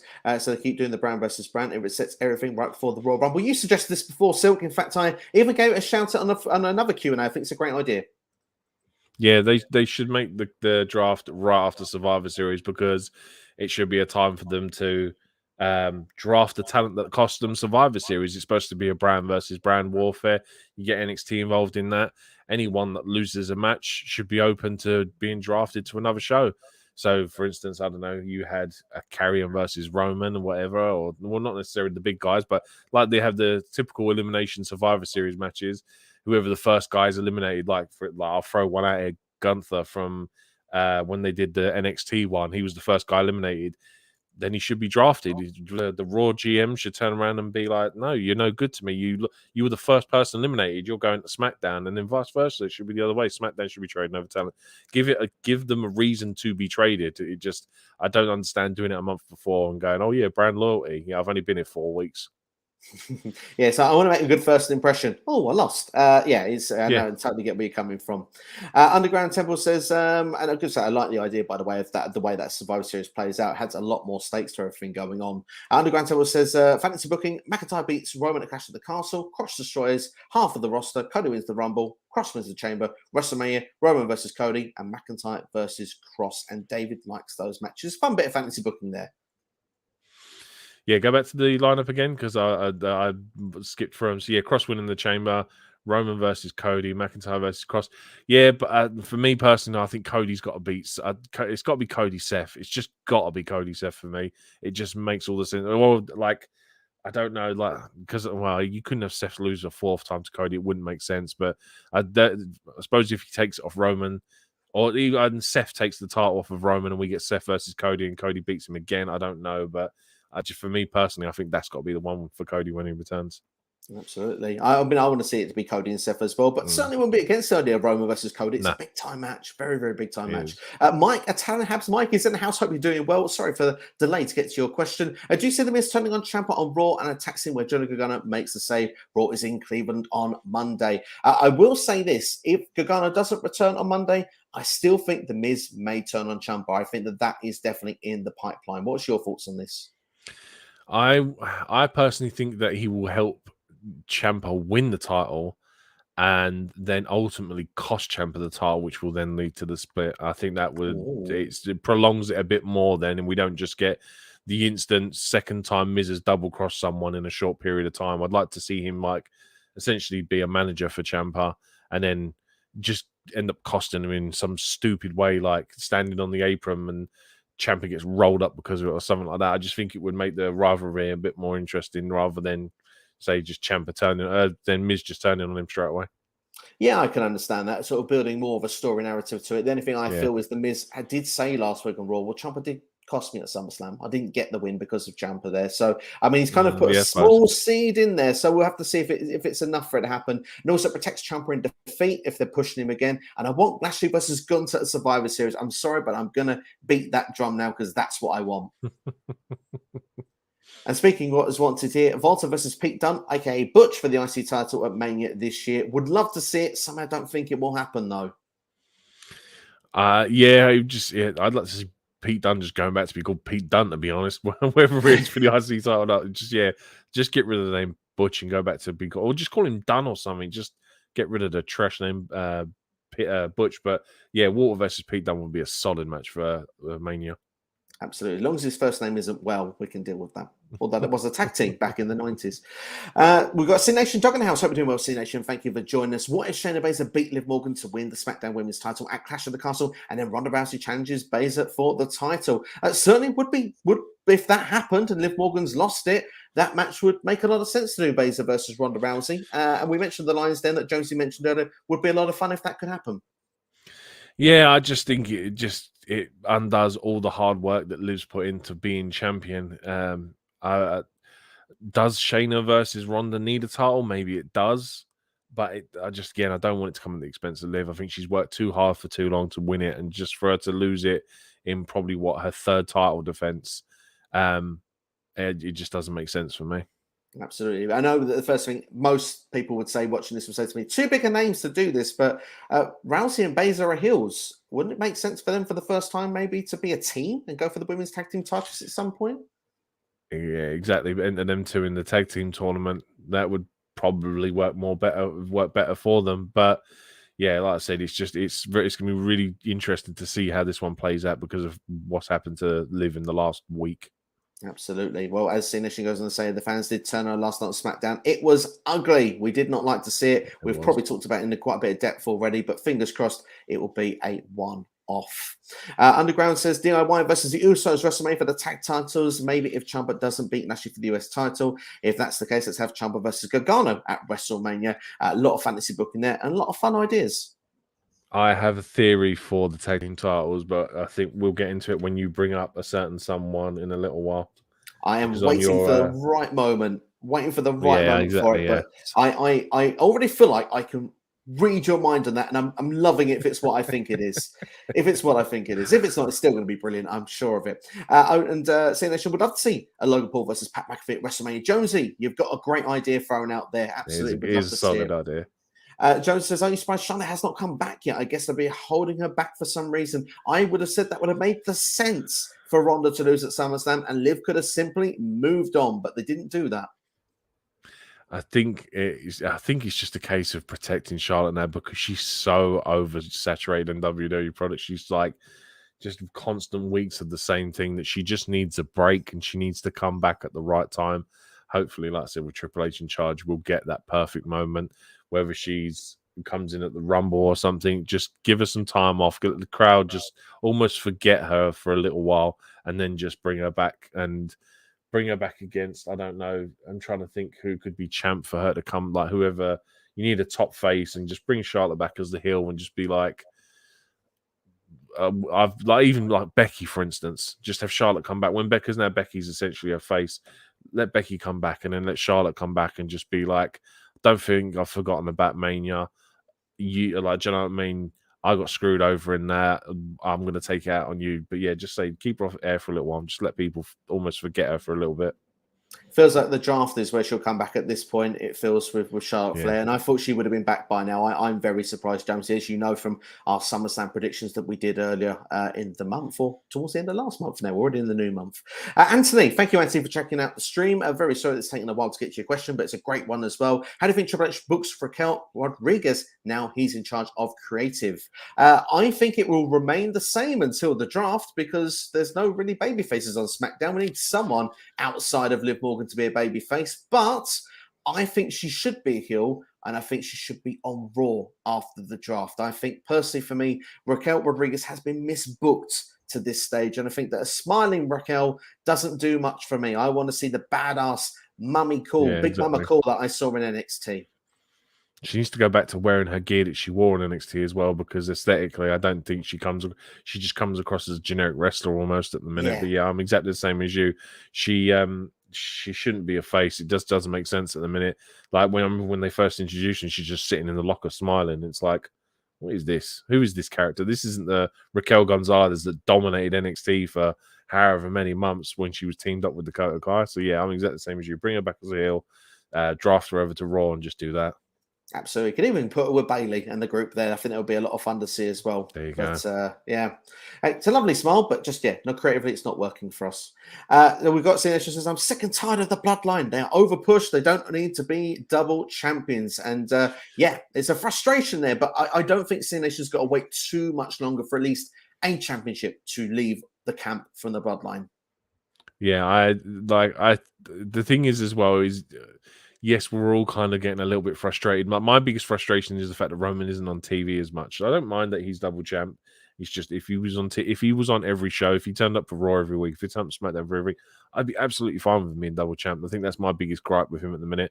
And the Usos, to be fair, they're probably one of only 3 or 4 actually established tag teams at the minute. So having them win over and over again is fine, because when they eventually do lose it, it's going to be massive. It's going to be such a bar raiser for whoever takes them titles off of them. Absolutely, yeah, I agree with that. It's going to be a big deal when the Usos lose the championship, and I think it could be a catapult for when Roman loses his as well. Very easy for me to say. I put my teeth back in. We'll go to our next 2 comments. I'm going to do 2 in 1 here. CNH saying that Liv Morgan's promo on SmackDown was stupid, but it wasn't her fault. It was WWE Creative's fault. Completely agree with that. But I think this could be a fair point here. I do not blame the fans for booing Liv Morgan. They are telling WWE Creative to book her better, not booing Liv Morgan, perhaps booing the situation. Do you think that's a fair point that's been made there? Yeah, that's probably actually spot on because it was the creative that let her down here. Like I said, I personally just she shouldn't have had the interview. She should have come out, got the pop from the crowd for being SmackDown Women's Champ, had her sit ringside and then let her just watch the gauntlet match unfold and then find out who her next challenger is. I think that would have been the best way looking in hindsight. But Yeah. hey, we're looking 2020, even if we've got glasses No one's on. perfect. No, absolutely not. Hence why I've got glasses. And if you are wearing glasses, you are perfect as well. Don't you? I just meant about like WWE getting the booking wrong. That was me. Oh, no, that was me. I said about the glasses. Oh, and I right, thought to myself, right. maybe if I've upset anybody. No, we're good at wearing glasses. We've got more eyes than anybody else, which means we have more knowledge. Don't let anyone tell you differently. Anthony says, do you guys think it's a little bit too early to already be starting up a cross feud with Roman, with him not even done with the match with Drew? But the thing is, it's a placeholder that's been put into this feud. I suppose it adds a different dynamic, different direction, something that we expected a clean, normal direction with Drew and Roman, the same promos back and forward every week. This throws something in there and says, right, what we got next, and it's complete unpredictability. Whether it's too soon for Kross, I think time will tell on the booking that comes next. But at the same time, I think, as we've said in this stream for quite a chunk of it, we're pretty darn excited for where this could go. Yes, 100%. I mean, for as long as it took us to get Drew and Sheamus over the line to find out who the number one contender will be, as I say, as long as they book it right, it should be fine. I can't imagine they're going to get it wrong. They've obviously got a plan in line, whether it's for the next 3 months, 6 months, year, whatever. But yeah, like I said, I'm excited to see what Kross can do, and it's just a whole Roman situation, unfortunately, and trying to get one, if not both, titles off of him. Absolutely. Remember, if Kross and Scarlett have signed to WWE, they've agreed to those terms as well, or whatever they've signed to. So I'm assuming that it's a plan that they already know what's going to happen. Exactly. Yeah. And Bama Dave goes say, no, it was the fans. She was unscripted and she wasn't prepared for that reaction. And I do agree that she wasn't prepared for that. It was very reminiscent of what happened to Bayley in 2019 with how her heel turn started. Do you think Liv Morgan could work as a heel if this kind of goes against her? I'm going to back on to what to what Rhea Ripley tweeted, and Rhea Ripley said, "Hey, come join Judgment Day," and it would make sense. Liv Morgan joins Judgment Day as the SmackDown Women's Champion. That means Judgment Day is represented on both brands. Have Rhea and Liv team back up again as a tag team. Have them into the Women's Tag Team Tournament. It makes perfect sense, and I'd be really excited to see that. And say having a heel Liv Morgan, I think, would be an interesting dynamic because we've not really seen anything like that since when they debuted on Raw, when it was the Riot Squad, and it was such a mishmash of three people trying to be heels. But yeah, I'd be really excited to see it. But to be fair, I would say that Liv Morgan, there's so much passion and dedication to her, what she does in WWE, that I think that if she was to go downhill, she would do what she could to make it work. And I don't know, maybe it could work. Who knows? We'll have to wait and see. But I hope that she gives given the fair run of the green right now, when she can just go with it as a babyface for that championship. Yeah. But as Cena says, WWE fans always turn on wrestlers when they finally win the championship. Completely agree. Fans are fickle.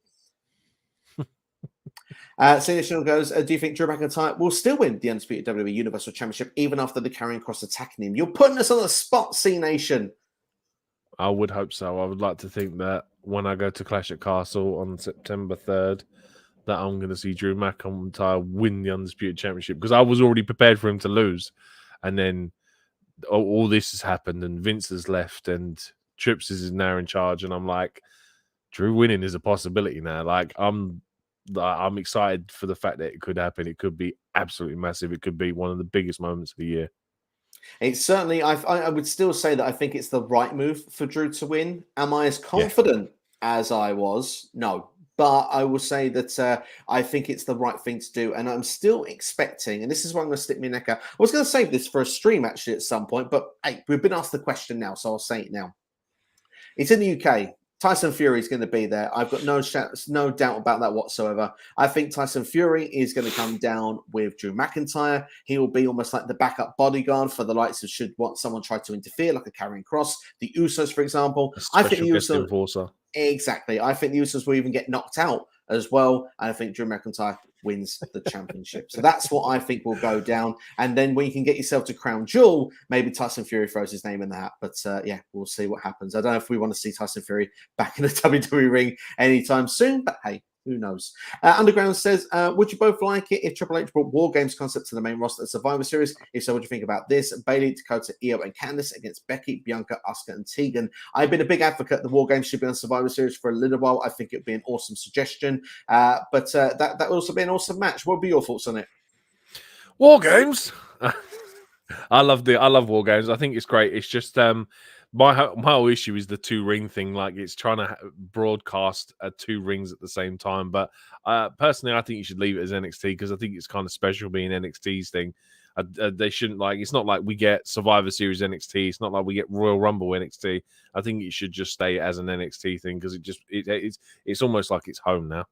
Interesting idea. The thing I would say is a counter argument to that, if they were to do so, because we don't get takeovers anymore, maybe the one night before Survivor Series just have a show called NXT Takeover. So you just kind of go like, oh, we have a takeover back, and they do the old black and gold reminiscent style for like one night only. It's almost like the nostalgia of what the old NXT was. But it's an idea.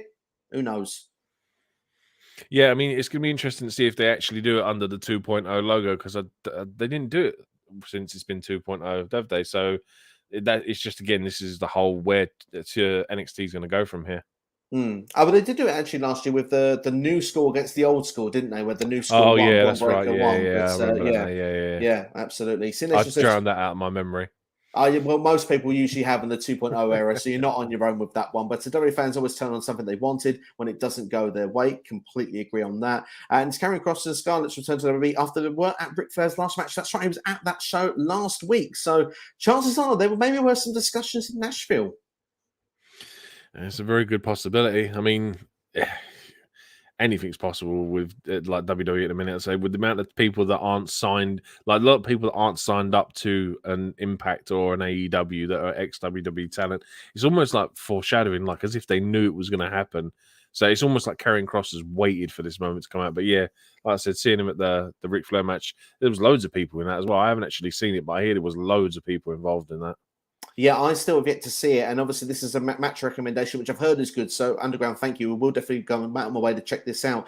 One to watch: Phoenix versus Bandido, Black Truce, and Laredo Kid. It's in the top 20 matches for him for 2022. I love Bandido. I've got to say, I love all of the people involved in that match there.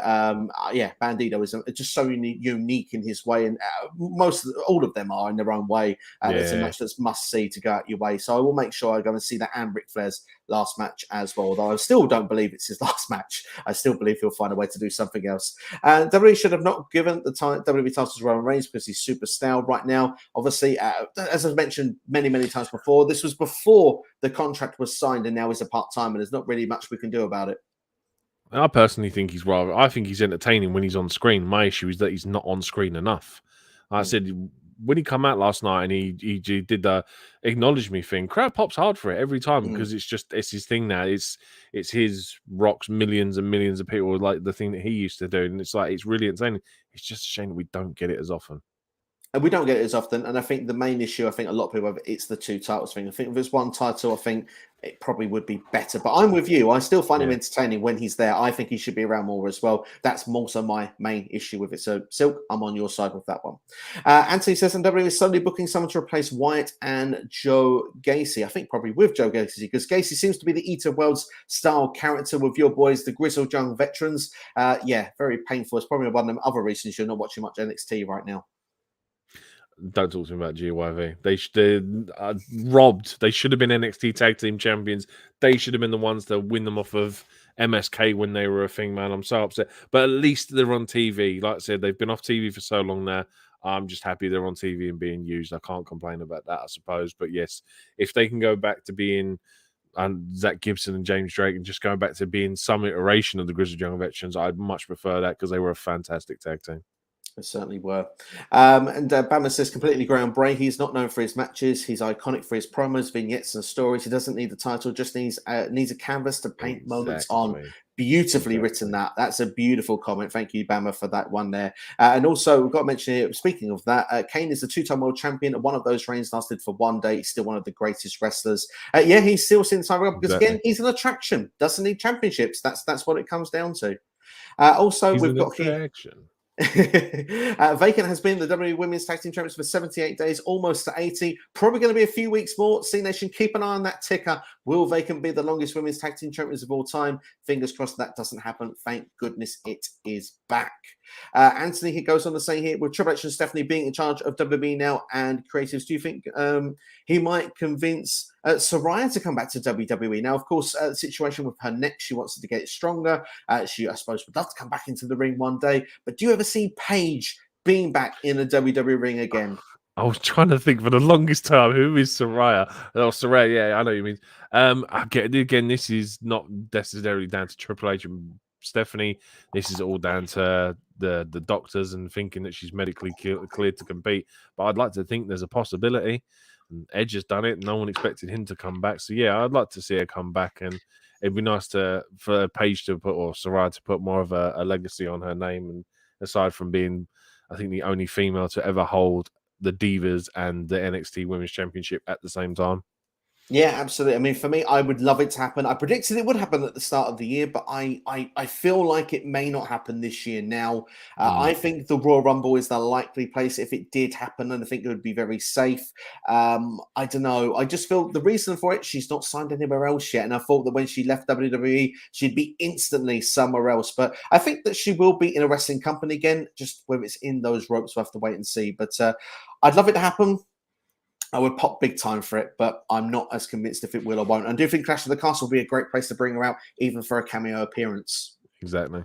Yes. Like, even if she comes out and she's the person that hands over the tag team titles to the winners, it would just be a nice thing to add to the event. Again, just make the most of it being a UK event. Absolutely. That's a fantastic suggestion there, by the way. Also, Roman Reigns doesn't need to drop the Undisputed Universal Championship at Clash of the Castle. Then the Usos should the Bloodline need to lose some gold. Yeah, the Usos could be the team that do so as well. So yeah, it'd be interesting to see how it would go down. But I think, as I said, I think the Usos will be first, and I think Roman will be second. Could even be on the same show. Yeah, exactly. But like I said, I've got a whole idea and story set up for the Usos. But yeah, it's just I personally think it will start with the Usos. The Usos losing the tag titles will probably be the start of the downfall of the Bloodline. Absolutely. Bama Dave would love Saraya back, by the way. Paige to come back to WWE, as would we. I think we'd be very strong on that idea. We've got Underground Temper says Dexter Lumis versus Randy Orton at WrestleMania. Give me my dream match. Well, they've both definitely got voices in their head, that's for sure. Definitely, 100%. Noob says Kairi Sane will help Asuka get revenge on Bayley, and Dexter Lumis needs something to do. We haven't seen him since his NWA debut. Has he not been there since his debut? Because that was a while ago, Noob. You watch more NWA than I do. In fact, I'll be honest, I've not seen NWA since I think Trevor Murdoch won the championship. So we're going back away from me. So yeah, please elaborate on that. So Lumis has not been there since the debut. Yeah, he needs something to do. WWE could be the place. We'll have to wait and see. Mike has gone to say if Candice LeRae returns, it won't be till the Rumble or February, as she became a mum 6 months ago. I'd be fine to be patient and wait for it. I mean, I think 100%. If Johnny comes, then Candice will come at some point. Yeah, exactly. They're just like when he was in NXT for so long before Candice coming on. Like, they don't need to return as a package. These two are high profile enough that they can return as singles wrestlers. Absolutely. C Nation Dog says that Carmella is still the only person to hold the women's Money in the Bank contract for more than one day, and she will be for at least another calendar year. Yeah, exactly. And it's a crying shame because if you've ever seen me on this channel before, you know my gripe with the Money in the Bank contract. Absolutely, indeed. Underground loves your suggestion about Bronson Reed, by the way, versus Lashley. Yes, please. 100%. Versus Volta. Yes, please. Can we get a yes, please? Yes, boy. Sorry, that's not what you asked for, but that's what to come to my head. All I'm going to say is that was pretty deadly, Silk. That's all I'm going to say about that.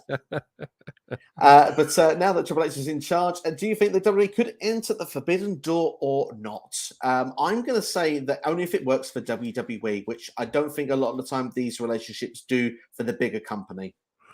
I think there's more chance of them essentially hiring talent for short periods of times. So I think, like, for instance, if there was if Trips turned around to AEW and said, look, we want to take the Young Bucks for 6 months, we want to give them a tag team run. That's what I'd more believe. I don't think you'd see like major crossovers like an AEW star appearing on WWE TV every week. Possibly, like I said, just possibly getting every once in a while, just one talent come over for a 3-month stint for a rivalry, or like I said, the Young Bucks coming in for a tag team feud for 6 months, give them the title, give them some high profile matches, put them on Mania, give them a decent Mania spot.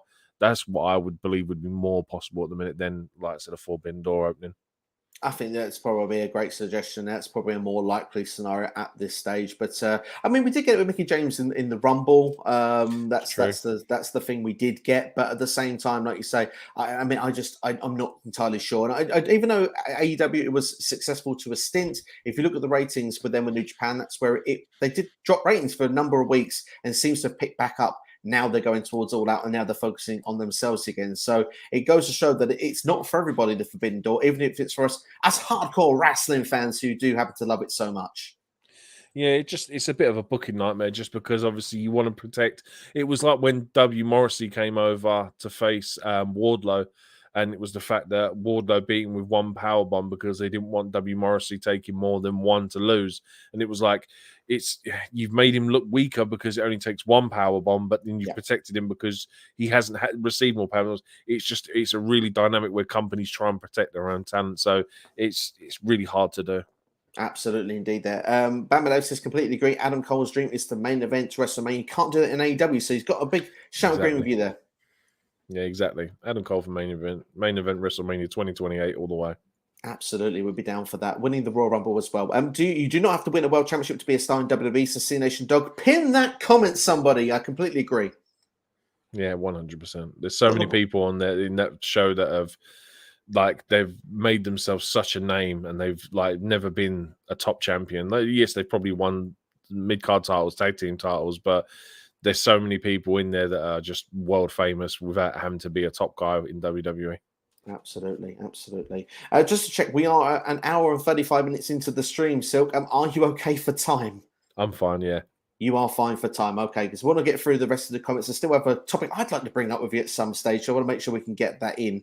Also, Sin Nation says, I think that Ciampa will almost win the United States Championship, but then The Miz turns on Ciampa, so he thinks the turn will happen on Raw. We'll see if it will play out, but yeah, it's an interesting topic. I think one of the big talking points for Raw this week.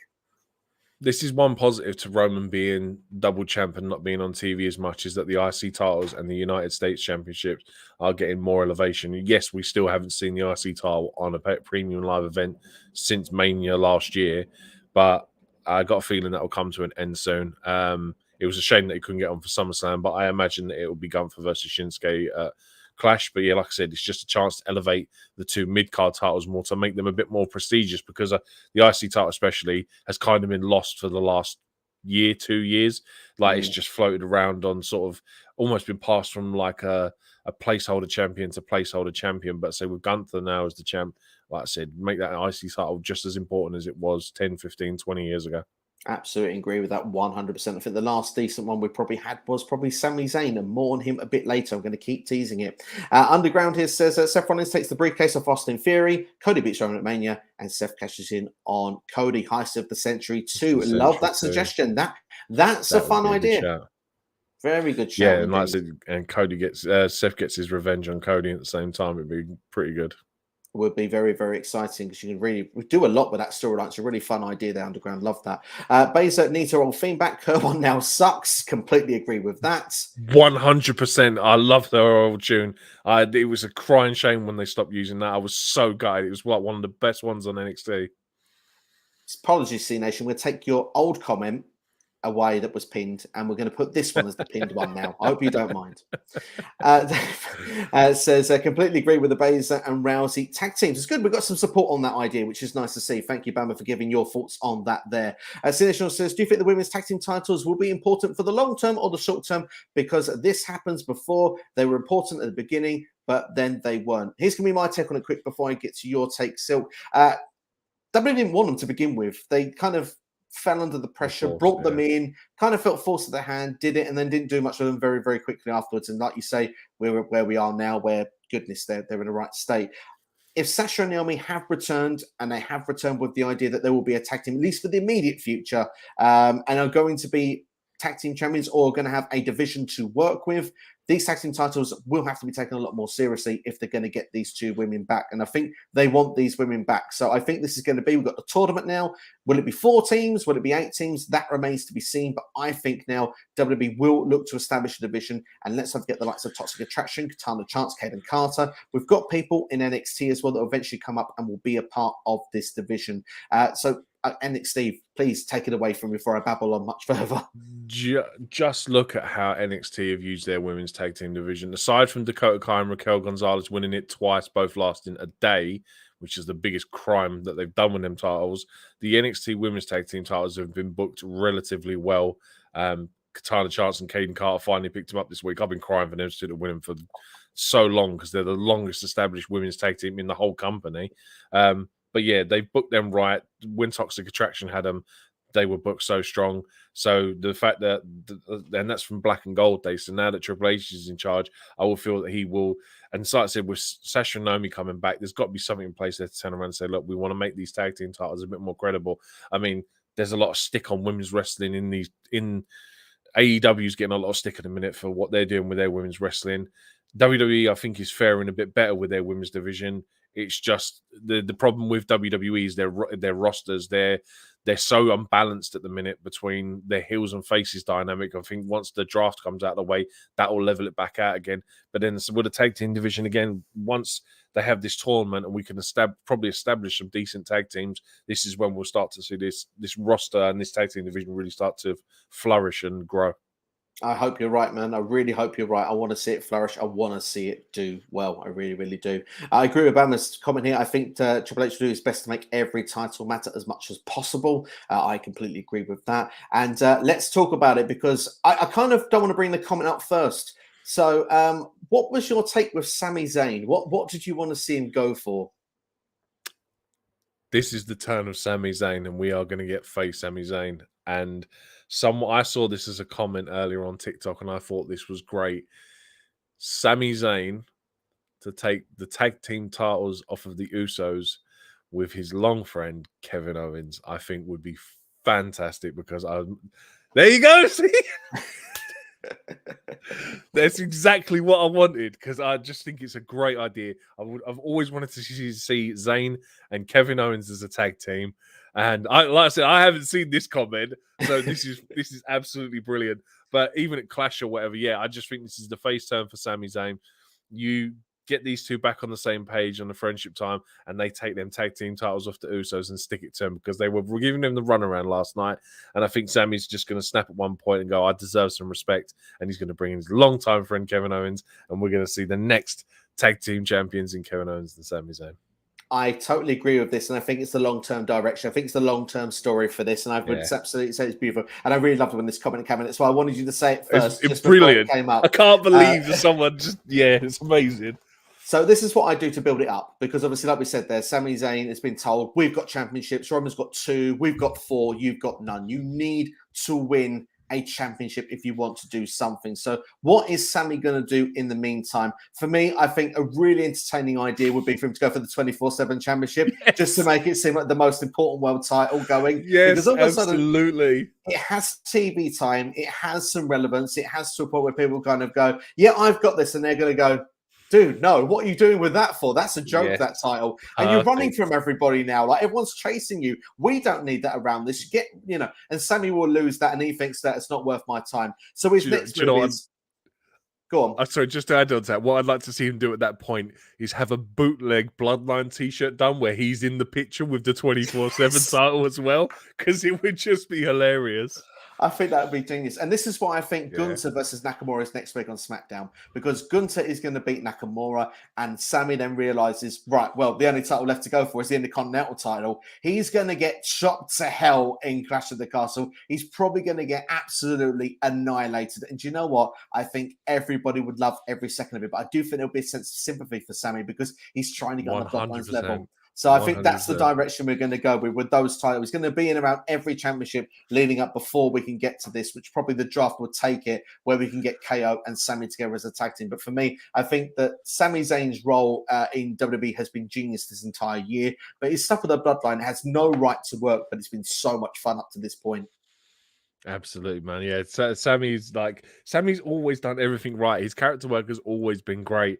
It's just with someone, if they've ever done the right thing with him, like I've said for years, it took him so long to win a title. When once he come out of NXT, and he had this place card of just almost being essentially just mid-card jobber, like, and just always, again, he was kind of like what Liv Morgan was for the longest time. He was just almost getting close to winning the title, and just it never happened. But yeah, like I said, as soon as he did this, I was like, we're going to see Sami Zayn with the 24/7 championship. He's going to try and fit in with them all. And like I said, have him do a little bootleg Bloodline t-shirt like he sells out the trunk of his car or something. And it's the normal Bloodline t-shirt with like Sami Zayn just imposed on with the 24/7 title. I just think it would be absolutely hilarious, because then you can have like the Usos go, oh, hang on a minute, this is gimmick infringement and you're stealing money out of the Tribal Chief's pocket and all this kind of stuff, which would help build the rivalry.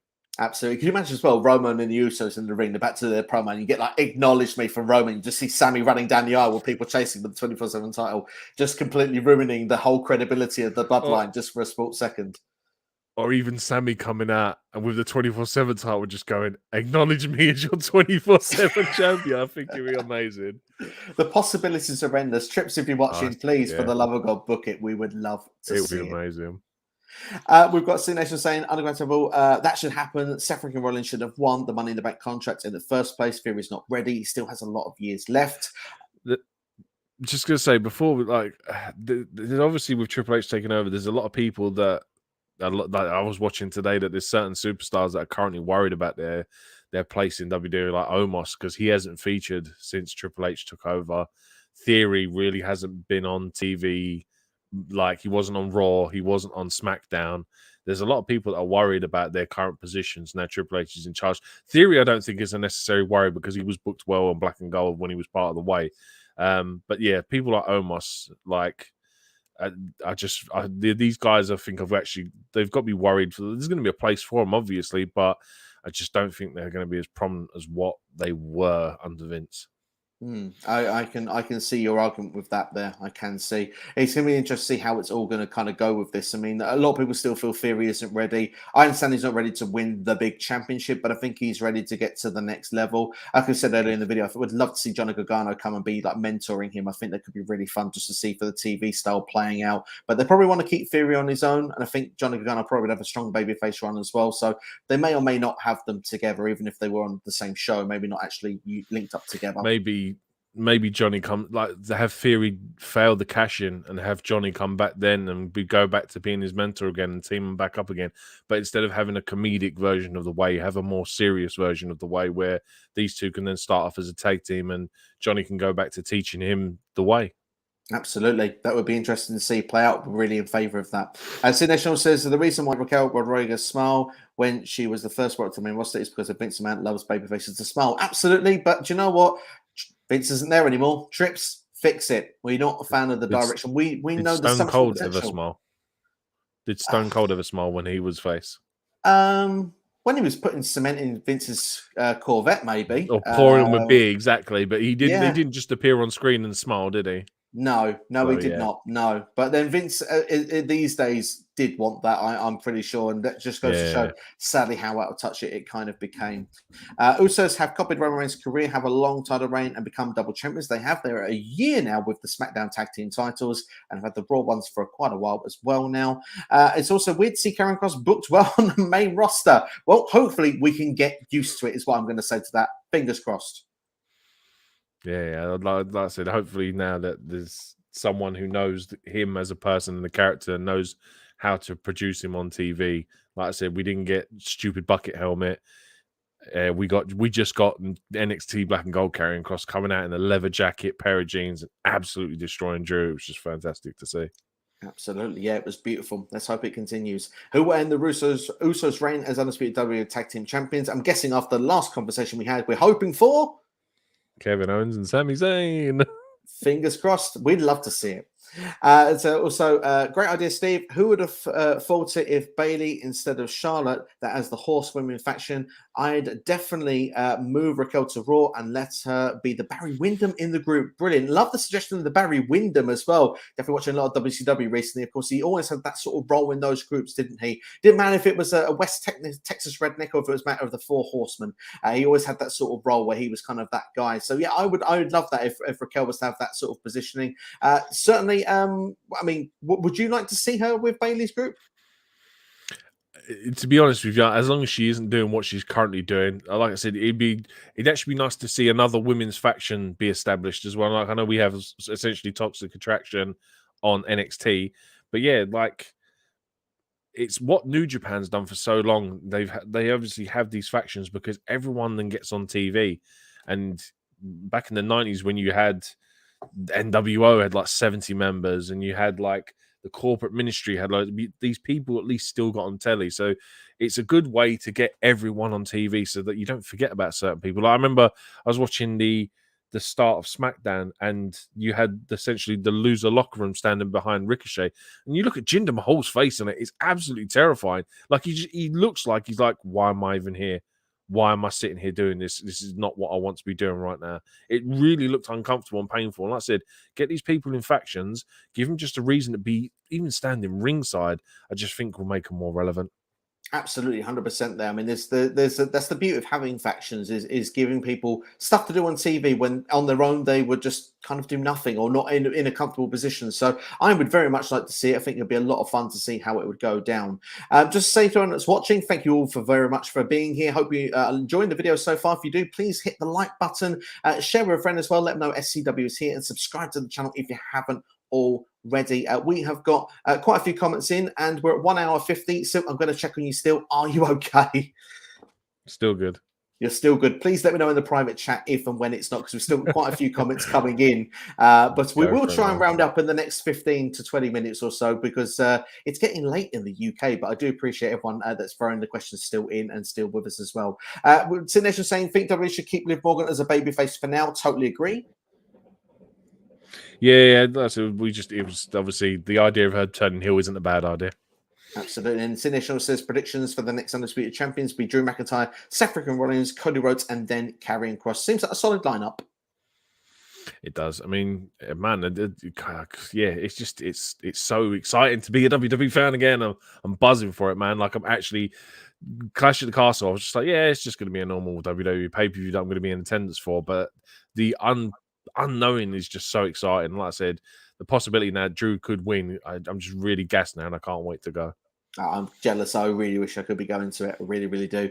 Also, we've got Sinesh saying, do you think Roman Reigns' Universal title reign is the greatest world title reign in WWE history? It's certainly the longest in the last 35 years, but is it the greatest? You probably could say it is, because he's beaten everyone. Like, you think of a top guy in WWE at the minute that there isn't a lot that he hasn't beaten. He's beaten Randy, he's beaten Kevin Owens, he's beaten Drew before, he's beaten Brock, he's beaten Goldberg. There's not many people left. Like maybe Gunther is a name that you could throw in there if he was to beat Gunther. But yeah, it probably is the best title reign. Like unwillingly, it's probably the best title reign in WWE's recent history. Absolutely. I think there's a case and argument for it. Absolutely. I think people would maybe say no, it would be based on the last few months of booking, which has probably soured all the hard work they've done up to that point. But certainly Roman's in the conversation for it. There's no question of that. I'm trying to think of some off the top of my head that would probably rival it. Probably Cena's run between 06 and 07. A lot of people would probably say he was like 13 months world champion, was there every week. One of Hogan's runs back in the early 90s. A lot of people will probably say he's a great one as well because of the people that he come up as well. So yeah, there's Austin's run because of the whole story with Vince McMahon. It could go down as one of the greatest title reigns ever. But I think from a pure diversity of opposition that the one person has come up against, I don't think anyone tops Roman Reigns for the amount of people he's beat. Absolutely not. Interesting stuff indeed. That's a great question, that one. Anthony, honestly, I'd like the Usos to leave the bloodline, call up their brother Solo, and pair them up with Jimmy and Jay. I think Solo will eventually be in the bloodline. It's a good shout. I mean, if you want to, I suppose, if you want to add a fourth man to it and do something interesting, where it's like I said, I'm all up for factions. So if you get Solo as part of the bloodline, yeah, I think it'd be really exciting to watch. It's just obviously if they can do it right and book it right. But then I think that I think I remember reading or watching a video saying that Solo wants to just do his own thing at the minute and he doesn't want to be associated with the bloodline. Whether that changes in the future, I don't know. But it's good that he wants to make a name for himself and not just instantly be associated with Roman Reigns and the Usos. I totally agree with that. And he's got a lot of momentum with him behind an NXT right now. But one thing I would argue and just like to see, maybe the chat can inform me on this, more about Solo's character. He's a great wrestler. He's the crowd behind him. He's a third Uce. He's great in ring and he wants to win the championship. But apart from the dedication to win the championship, what more is there to his character? I'd be interested in what people had to say about it because I'm struggling to find it at this moment. But still a big fan of his work in ring. Really, really do like Solo. What about this Judgment Day? Priest, Ripley, and Balor versus Edge, Beth Phoenix, and Mustafa Ali at Clash. And near the end, Ali switches to join Judgment Day, giving them another shot in the arm. Would love to see it. Think it'd be awesome. Would like to know how we'd get Edge and Mustafa Ali on the same page to begin with. But other than that, it ticks all the boxes for me. I think Mustafa Ali would be great for Judgment Day. Yeah, I think it would make more sense to change Ali and have I would say AJ Styles because of the rivalry in the past history, and then obviously with Balor moving away from AJ to join Judgment Day, but then to have I don't think AJ joining Judgment Day would work. Mustafa Ali possibly. I mean, I put this ages ago when Ciampa was still floating about and he wasn't associated with the Miz that you could have had a whole Survivor Series match going on between these. And yeah, you could have had Liv Morgan in place of Beth Phoenix. It's just, I don't be wrong. I'd like to see Ali do it just because I like seeing Mustafa Ali on TV. I like seeing him wrestle. I think he's great and like he's had one of the best stories with Buddy Murphy a few years ago when they was doing their whole stint on 205.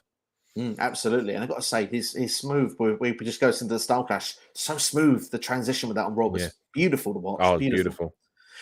Signature Dog says Ciampa should not win the United States Championship next Monday because you need to build him up more on the main roster before he does. Fair argument. I think that's a fair case in 2022, but there's been many occasions where people have come and won championships on their first night. Paige won the Divas Championship on the first night. Carlito, the United States Championship on the first night, beating John Cena as well, of all people, at that time. So it has happened in the past where people win championships early. Kurt Angle was European champion and IC champion within the first couple of months of being on WWE programming. So it does where it could be the case. I think it depends on the superstar at that time. And as I said, we believe eventually the Miz will cost Ciampa. So we'll have to wait and see. But I mean, you've actually suggested that Ciampa could win on Monday night. So, I mean, what would be your case on this? Do you think it's too soon for Ciampa? No, I think that Triple H obviously has a plan in place for him. And if anyone knows, like, if anyone has ever watched NXT Black and Gold, they'll know how good Ciampa is, and Ciampa will deliver on whatever he's given. And I think putting him with someone like The Miz, who is an established star, who's like, yeah, he's ultimately one of the biggest mid-carders WWE has ever had, alongside the likes of maybe Dolph Ziggler and stuff like that. So it's a good entry point rivalry for Ciampa to have. Just putting gold around his waist, I think, just adds more of a value to it. And then obviously we know what he did in his time when he was NXT champion and how he elevated and made that NXT championship feel special when he was naming it Goldie, and like he would hold it like a baby instead of wearing it around his waist or over his shoulder. Yeah. He just made the NXT championship feel more special. And I think this would be much more of a better way to elevate the United States championship, which it could be what the goal is. Because like I said, with Roman not being on Raw, the US title is the top championship at the minute. So giving it to Ciampa, I think, is a great idea. It also promotes a fresh start for everybody, because where people thought Ciampa was dead in the water a few weeks ago, how quick it's turned around as well. And I would like you saying, he was, when he had Goldie in NXT, it was one of the best championship reigns in NXT history. So I think it's a really good argument that I really, really like that. Also, we've got a comment coming here as well. I want Solo to get a title run also before that happens, but absolutely would be great to see him called up. So there we go. I mean, Solo still has some work to do in NXT. I think it definitely be a bit of time before he's called up at this moment, but certainly wouldn't rule it out in the future.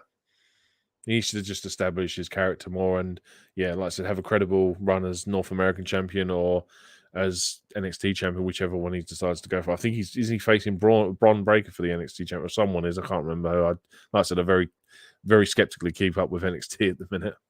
Jordan Devlin, JD McDonnell, I think, is the one going for a heat wave. But he did, Solo did shove Carmelo Hayes, who was in the parking lot during the That's Falls Count right. Anywhere Yeah. match this So past yeah, week. So they're definitely going to do that. And I think that'll be either at Heatwave or the Takeover on the same weekend as Clash of the Castle.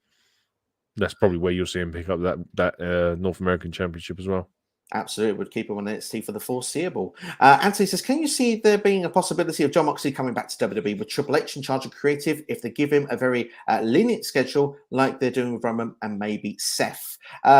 Interesting concept here. John Moxley said that he loves this shit on AEW. I'm going to swear for that bit. Yeah, I think he's kind of, I feel like he is AEW for the long term, but surely one day. I mean, Moxley would say definitely for Hall of Fame, I think would accept it. But would you like to see him come back one more time? Maybe even a Shield reunion, as David has mentioned here. Yeah, maybe a Shield reunion, or maybe just to get to the point like how Edge is now, where if he was to come back, it would be on the basis that he's a Hall of Famer and he's doing Hall of Fame, and like he wrestles like maybe 2, 3, 4, 5 times a year, and like he's like he's an attraction match. But yeah, as far at the minute, I can't see him leaving AEW. I think he loves AEW too much to even consider coming back to WWE at the minute. I totally agree. Maybe long term it could happen, Anthony, but short term definitely not. And I agree with David here. Loves his crazy death matches, bleeding every week as well, and wrestling everywhere, which he's going everywhere, like GCW, other companies as well. So Mox is a free spirit, and I think sometimes it's best to let him do what John Moxley does best. C Nation here also says that Mickey James only entered the Women's Royal Rumble this year so they could fill up a spot in the match. Exactly, it did something for WWE in return. That's pretty much why it was good, really. Also, Nation saying, I think WWE should start protecting finishers. I agree with that. I think that they need to protect them a bit more than what they do. But certainly it is exciting when someone kicks out of them as well, especially on the big shows. Yeah, finishers is it's like if it ain't the Baron Corbin finisher, which no one had ever kicked out of until Drew McIntyre did this year, it's such a rarity to see one ever be booked strong. So yeah, don't get me wrong, it's supposed to be a finishing move for a reason, that it finishes the match. Like I remember, I think it was The Rock versus Stone Cold when they were both doing each other's finishes as well as their own, and you kind of got to the point where you just think it's a bit silly now, where you're actually stealing your opponent's move and stuff like that. But yeah, absolutely 100%, they should be booked a lot stronger, and it should be like certainly, especially certain moves. Like you look at moves like the pedigree, for instance. Like I know Cody kicked out in Hell in a Cell, but it was fitting to the moment. But I don't want to see someone kick out of the pedigree every single week if that's what they're going to do with it. Absolutely, yeah. It's much better when it's protected. Pedigree was one of the most protected. Tombstone pile driver as well. End of Days was so protected up until WrestleMania, and then it was kicked out of. So, I'm all for protected finishers. I think it's the best way to get stars elevated in their matches. Underground says, pin my comment. Well, it feels like it's your turn. That is pinned. C Nation, sorry. This one is taking the pinned section. But C Nation going to say that Toxic Attraction should be called up to the main roster. I think they will when it comes to the draft. Yeah. Roderick Strong doesn't really fit Diamond Mine. Don't think he'll be in there a lot longer. Don't think Diamond Mine fit, if I'm honest. It's never fitted since it debuted. It just it had an excitement and a hype about it, and it's just undelivered ever since. Absolutely. No, I agree with that 100% there. I think that Roddy will turn on that group soon, and then we'll see what happens with that group going forward. But I could see them all sort of going and doing their own separate projects. Creeds are doing well on their own as well. Bama Dave says, I know it's behind, but yes, KO and Sammy, double face turn, then they dethrone the Usos at Rumble or Mania. Love it. So there we are. Big support for that idea. Yeah, exactly. See, everyone knows, and that's what everyone wants. It would be absolutely fantastic. I was about to swear them, but I sort of braced myself and stopped. It's fine. It's late where we are. YouTube, forgive us. We're past the watershed. And it would be funny to see Sami Zayn as the 24/7 champion until the Bloodline. He finally has a championship. We certainly would love to see it. C Nation also goes on to say that Kevin Owens would also become a Grand Slam champion if he was to win the undisputed WWE tag team titles with Sami Zayn. And always good for facts, our C Nation. So thank you for pointing out for us. Also, Mike here goes on to say, fancy scenario. Cody Rhodes wins the WWE title the next night on Raw. Rhodes has a bag and pulls out the Winged Eagle WWE title. Make it happen, Triple H. Beautiful championship. It was my favorite WWE championship of all time, Mike. Thank you for bringing even just the thought of that back into my life. I think that's just amazing. So thank you so much indeed. Bring back with just the updated logo on it. It would be fantastic. It would be. It really would be. Really, what if Triple H is actually watching anything? Please make sure you watch that and a couple of other things we said you need to watch in this video. Mainly Sami Zayn as well. Watch the whole stream. It's good. Triple H, you'll enjoy it. The tag team titles have finally been booked right in WWE, and they've come a long way after Braun Strowman and Nicholas won the Raw tag team titles. That's something we don't need reminding in our chat. Is Nicholas, although he must be getting older, probably will return in a legendary status in WWE at some point in the Royal Rumble in about the next 5 years. Hall of Fame. That kid will get in the Hall of Fame on that tag team win alone. Absolutely, absolutely. Newman Co, thanks for another question for us now. Says, what mistakes Triple H will be fixed from Vince McMahon? Goodness, we could be for a field day with this one. What do you reckon, Silk?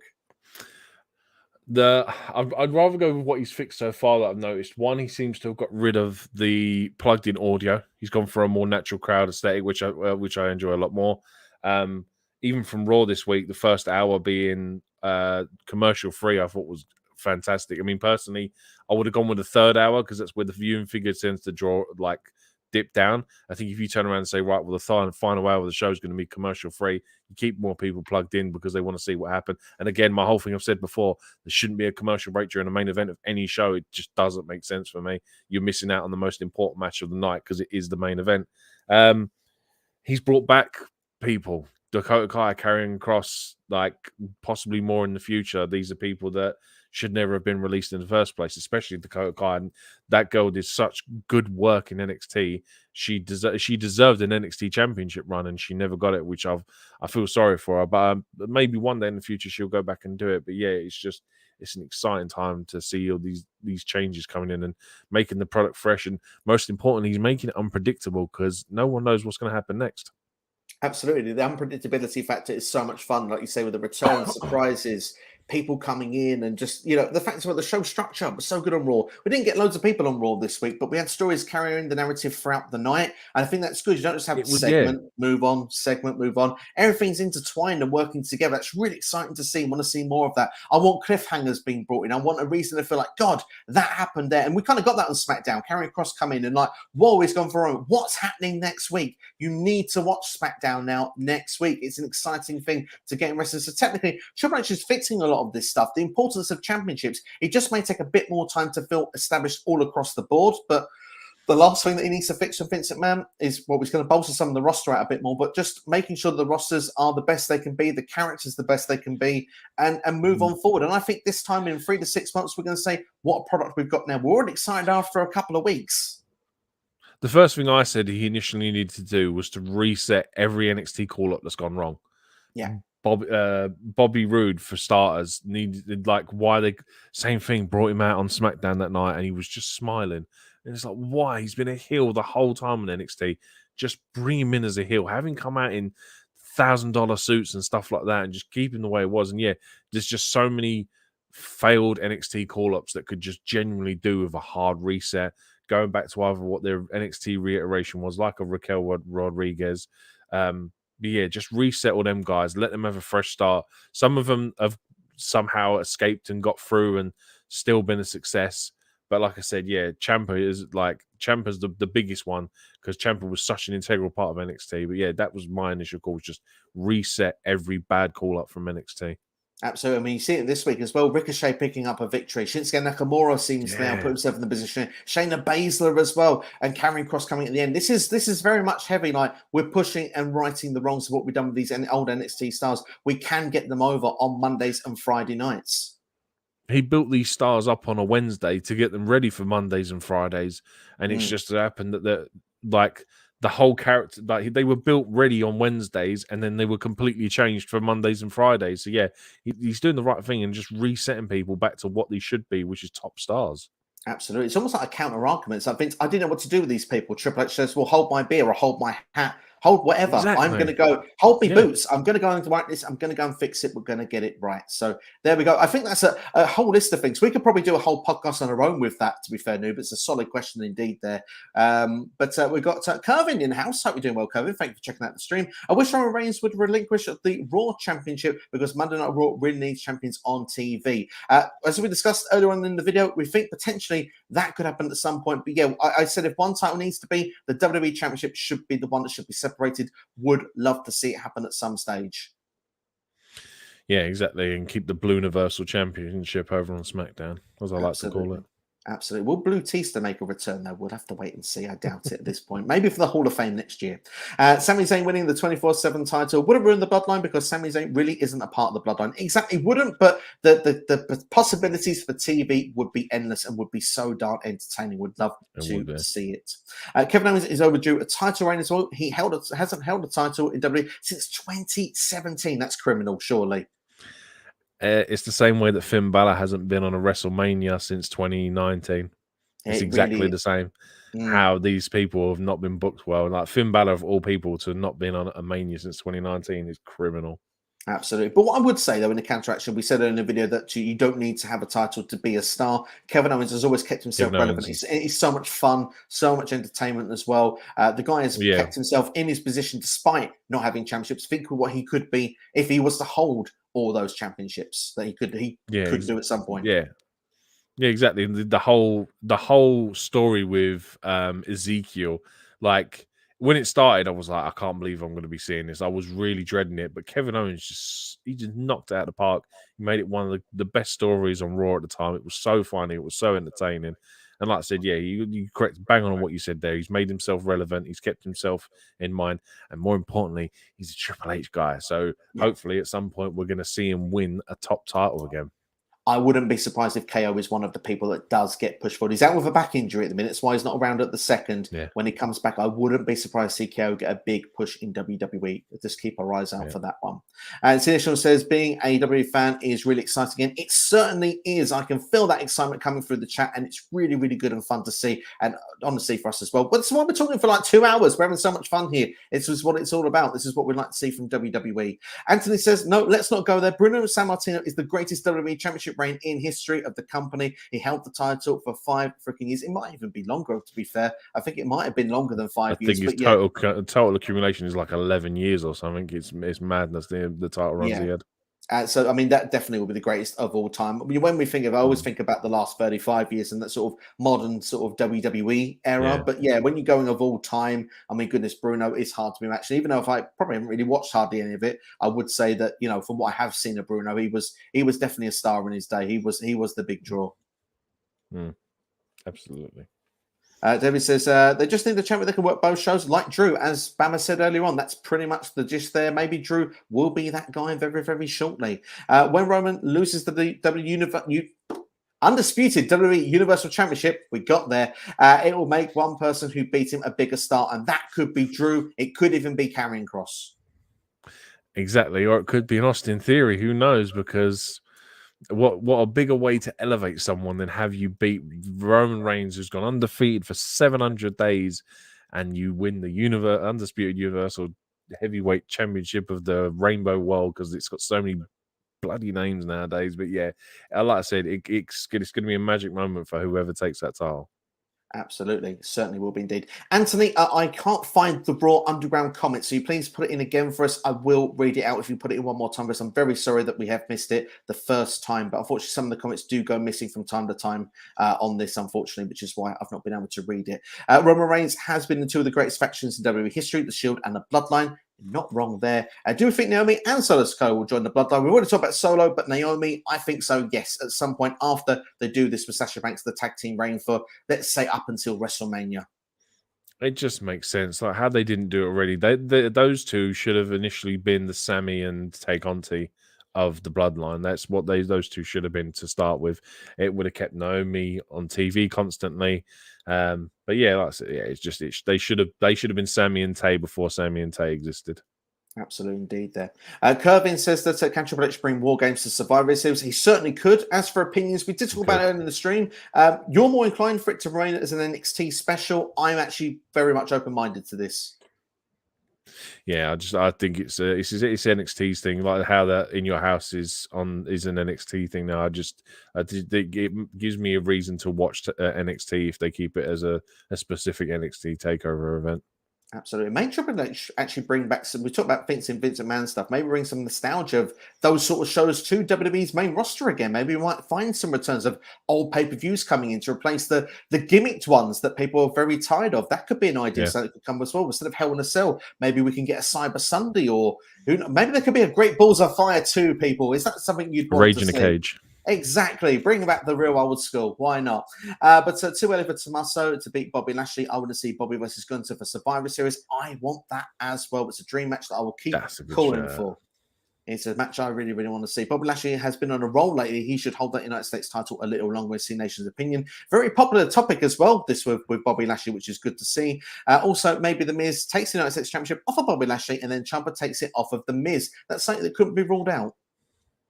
Yeah, I think more than likely it's probably just going to be the Miz ends up costing Ciampa the title, and like I said, we go on to get Gunther versus Lashley at Survivor Series because man, who doesn't want to see that? And then we just get this feud with Ciampa. But like I said, I think they just need to elevate these two titles, the IC title and the US title. And personally, for me, I think it would be better on Ciampa. No discredit to Bobby. I think Bobby's great.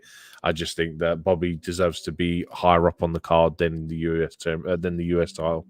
I think so long term, but I think at the moment, like you said, establishing these mid-card titles, I think Bobby is perfect for that role at the second. And we just go back into the last comment that C Nation had put up there about The Miz, obviously. About Bobby Lashley being such a dominant champion right now, being on a roll. Well, the last time The Miz were in the ring together, Bobby won the WWE Championship in a very quick fashion. So The Miz should not be anywhere near Bobby right now. But it'll be an interesting match with Ciampa. Let's see how it goes on Monday nights. It should be really, really fun. And a big shout as well to Wrestling with the Truth. Fantastic guys. These are finally gets to catch us live. Thank you so much for checking out the stream. Hope you are all doing well. I've been involved in a number of the collaboration videos done here on SCW, so really, really do appreciate it. We're going to do the final few comments now, and then we are going to wrap things up because still, this is getting past our bedtime at this point, surely. Yeah, just a bit. It's now what, quarter? For me, it's now 20 past 12. I don't know what time it is over there with you. It might be the same, I think. It is 20 past 1 in the morning for me right now. So, oh, wow, you're an hour ahead of me, yeah. Yeah, I'm an hour ahead. So, yes, well, C Nation wants his comment pinned again. We can get that arranged, I'm pretty sure. It's a pinning competition here. It's a pinning war here on the chat today. I would love to see one more Shield run. Their reunions in 2017 always went wrong because someone got injured. It would be fun one day if Moxley ever comes back. Certainly would be something that would be interesting. I'm sure WWE would pull that again if they could get them together. But I'd like also the triple threat match at a WrestleMania because that would be something that would be really, really special. And if Sinish ever had a wrestling company, none of the wrestling finishers would ever be kicked out of. So that's obviously a good point that's made there. Maybe that should be the pinned comment, C Nation. Let me know. The Creed Brothers have been booked well also. I'd have to agree with that. Fantasy booking here from Underground Temple. Santos Escobar being called up with Mendoza and Wild versus the Mysterios program. Yes or no with Dominic turning heel to join Legado. Mysterio versus Dominic. Ray retirement match at Mania. I'm much more in favor of this, of Dominic being with this group than being with Judgment Day. 100%. I love Santos Escobar and Legado del Fantasma, and hopefully that their upcoming match, a Heat Wave, is a loser leaves NXT, because I would love to nothing more than to see Escobar, Mendoza, and Wild. And apologies, I forget the female superstar's name. I'd love to see that. Elektra Lopez. That's it, Elektra Lopez. I'd love to see them come up, and that rivalry makes so much more sense because of the history. Obviously them all being Mexican wrestlers. Yeah, it just makes a hell of a lot more sense. Absolutely, indeed, absolutely. 100% on all the comments around this. Loving this. Dynamite should have had Malcolm Bivens, Timmy Thatcher, Drew Gulak, or only Lorkin. That's what the faction should have been, but that's just me. Totally agree with that as well. I think it would have been quite a cool looking stable. WWE didn't quite get that right, in my opinion. Stephen here. Welcome, Stephen, to the chat. Hope you're doing well. Triple H is making WWE better already. We 100% agree. We are so excited and happy. Do you ever notice there's a lot of Stevens that watch wrestling? There is indeed. You've got two of them here chatting right now and one on the comments section. We are the triple threats of Stevens in the house. That's right. Hope you're enjoying, Stephen. Thank you for checking this out. C Nation says, and I think this is a controversial take, the winged Ingold WWE title should not come back. That's the past. The title design is outdated with today. False. Ooh. Very controversial comment. Do you know what I'm going to say? That is going to be, because we're long-term wrestling fans. We're nostalgia. We're old school. That's going to be old school against new school, isn't it? For me personally, I actually really like the old world heavyweight, the WCW one. I think that title was Big gold. absolutely fantastic. Big gold belt. I think that was beautiful. Don't get me wrong, the Winged Eagle is a classic, but for me personally, my favorite has always been the big gold belt. I can give a shout out to my good friend Mervyn, Mr. 1925, who does check out these streams regularly. It's his favorite championship. He's even got a book based on it. I would love to get him in one of these streams one day. Mervyn, if you're watching, please get in touch. Want to get you on one of these streams one day. But yeah, that big gold is absolutely divine. But I do love Winged Angel as well. That is where I started with the Winged Eagle. So yeah, of course, I want it back. I'm going to be biased, C Nation. We're going to have to agree to disagree. But everyone's talking about Karrion Kross returning to WWE, but Scarlett also returned to WWE, so that's a bonus because Karrion Kross needs Scarlett. He is much better with her by his side. She is a part of the presentation. Yeah, I did say this earlier on. Like whether she wrestles or not will be interesting to see, but just her as an aesthetic standing next to Karrion Kross just adds so much more as a dynamic because of little things like her putting the hourglass, the sand timer on the ring. Do you know what I mean? It makes sense for her to do it than it would be for Karrion to do it. But yeah, it's just aesthetically, it's a lot better package. It certainly is indeed there.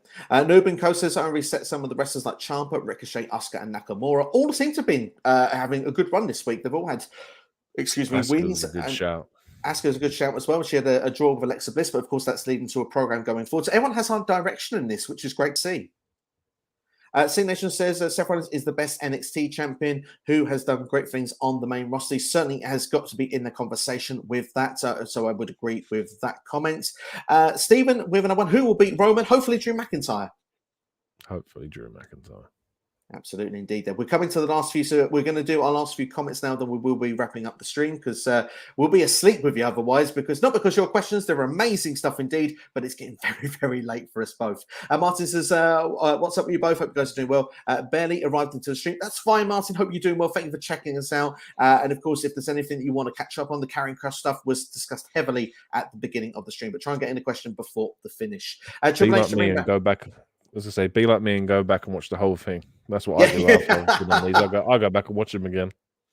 Well, I'm sorry if I've given you a long one to go and watch back, but I do appreciate anyone that gives their time to watch these streams. It really, really does mean a lot. Underground Temple says, Triple H to bring back King of the Ring as pay-per-view. King of Ricochet has a great ring to it. Love the sound of that. That's a banger.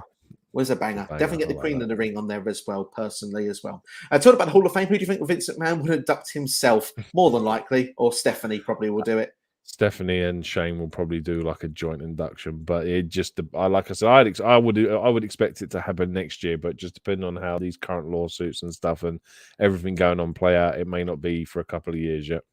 Yeah, I would say that's probably a sensible way to go forward with it. Talking about the Hall of Fame as well, Randy Orton, Batista, John Cena should all go into the Hall of Fame together as they came up as OVW developmentals. Fantastic, but who would be the headliner? It's got to be John Cena, really, isn't it? I think, 16-time world champion. Yeah. Batista, as I say, don't get me wrong, they're all headline acts. So it would never happen. These would all be separate years. But yeah, John and Randy, you're not going to see until they retire. Batista was meant to go in, wasn't he? And then it got delayed because of pandemic and stuff, and they ended up postponing it altogether. So I would imagine Batista may possibly be your headliner for next year. I would say so. Definitely in Hollywood, it seems like a sensible suggestion. I agree. They'll all be different, but I like the sentiment of it anyway, because obviously WWE need as many headline acts for Hall of Fame years. That's 3 years covered easily. And Randy Orton, of course, still in wrestling for what it could be for a very, very long time to come. C Nation's having a great time on this stream. Thank you so much, C Nation. We really do appreciate it. If everyone's enjoying, please do hit the like button. Subscribe to SCW if you haven't already. We do these quite regularly. And also, as well, share with a friend. Let them know SCW is here to come and check out the video as well. Also, what do you guys see Ricochet feuding or doing next? I think he will stay on SmackDown. I did think about him potentially going to Raw, but Samantha Irvin, who he's partnered with, is the ring announcer on SmackDown, so I guess he'll stay there, hopefully pick up a few victories and work his way to a mid-card championship feud. Yeah, I mean, as long as he's back on TV, that shooting star press he done was beautiful yesterday. And like I said, whether like they use Corbin as a platform to elevate him a bit more, maybe start pushing him up towards an IC title reign again, put him up against Gunther, because it's not being funny. Ricochet could probably go with Gunther, and it would probably be a really good match. I think it'll be an awesome match to see, certainly, absolutely. Cody Rhodes will beat Roman in Steven's opinion. Would be a great match and be a big moment if it was to happen as well. And C Nation says, I still think Roman Reigns' Universal title reign is better than Bruno Sammartino's WWE title reign, but you didn't watch Bruno's reign. That obviously would probably be a big contributing factor. And obviously, I would forgive anyone that didn't want to go and spend watching 5 or 6 or 7 years of someone's championship reign. But yeah, it's hard to go and compare everything with that. But we've all got our opinions. We can agree to disagree on everything with it. And I do think, obviously, both have had very good championship reigns in their own right. That's something I think everyone can agree with. Martin says, doesn't it feel like Reigns has been seen as a tweener at the moment? He gets huge cheers, not just that he hears, but that he hears and agrees with the crowd. Yeah, he does seem to be a bit more tween. He still obviously is a heel, but I would agree that definitely we're getting that transition. It's coming. Yeah, like I said, it's just his lack of screen time that's his biggest problem. But yeah, he gets boos and he gets cheers. He's essentially, he's almost like Nation of Domination Rock at this point. Like he's getting booed and cheered at the same time. But yeah, it's his lack of screen time that I think he's annoying people more than anything. I 100% agree with that once again. They're wrestling with the truth over comment here. If they keep concentrating on building the US and IC titles, it won't be such an issue with Roman not being on TV each week. Yeah, exactly. That's what I said. The whole point is just to get these titles elevated a bit more. But then, don't get me wrong, you need your world title to be on TV because it's your top title. So at some point, it's got to change. And where Roman goes after losing the titles, whether he goes on essentially what Brock does and makes maybe 4 or 5 appearances a year, wrestles only at sort of the big 4, big 5, I don't know, but. Yeah, they just need to get him off him. It's just how and when they're going to do it. Like I said, like whether they split him up is just it's a wait and see game at this point. Absolutely, indeed. They'll have to see how it will go down. But I kind of agree as well. Roman is more protected if those titles mean more. So I actually kind of feel wrestling with the truth. You got a good point there. But I do want to see all titles on TV. I would say that as well. Man, time goes by fast. Roman Reigns is already a part-timer. I remember when he started his career. Absolutely. Time does fly by. We're getting old, and I don't want to think about it if I'm being brutally honest. So Martin says, have you guys noticed the great facial reactions as of late from Roman Reigns? Absolutely. Yeah, he's got his character work since he's been teamed up with Paul Heyman has just been the best thing he's done since coming up. Like he just knows how to pull a certain smirk, and it just drives the crowd wild, and they just get so angry at him. It is, like I said, his best character work he's ever done since being on WWE. Absolutely, and still go back to his Cesaro review, but it was like the amount of main events compared to Cesaro's versus like 39 turns to the camera. 39. Just the facials have been brilliant. Roman is on a completely different level. Thank you to the guys at Wrestling with the Truth. Really, really do appreciate having you on board. And also, the finisher comments should be pinned. We'll be pinning all comments. You're safe with the pinned comments, guys. Don't you fret. Martin says that if you both had to pick one finisher that is used outside of WWE, which would you pick for one of the WWE talents to use? And this is a fascinating question. I would like to see Will Ospreay's finisher, not the hidden blade, the other one, the one that's like on his shoulder, that's like a spin out dominator kind of thing. I forget what it's called, but it's such an awesome looking move. Oh yeah, like Stormbreaker is something like that, isn't it? Stormbreaker, whatever this thing is named, like the same as Thor's hammer or whatever it is. Yeah, Stormbreaker. Yeah, I think that move is so unbelievably awesome to watch, and I think if you gave it to someone like a Seth Rollins. Like, I know Seth doesn't need it, but I think he was someone to do that kind of move. It's one of them moves that you just want to watch over and over again.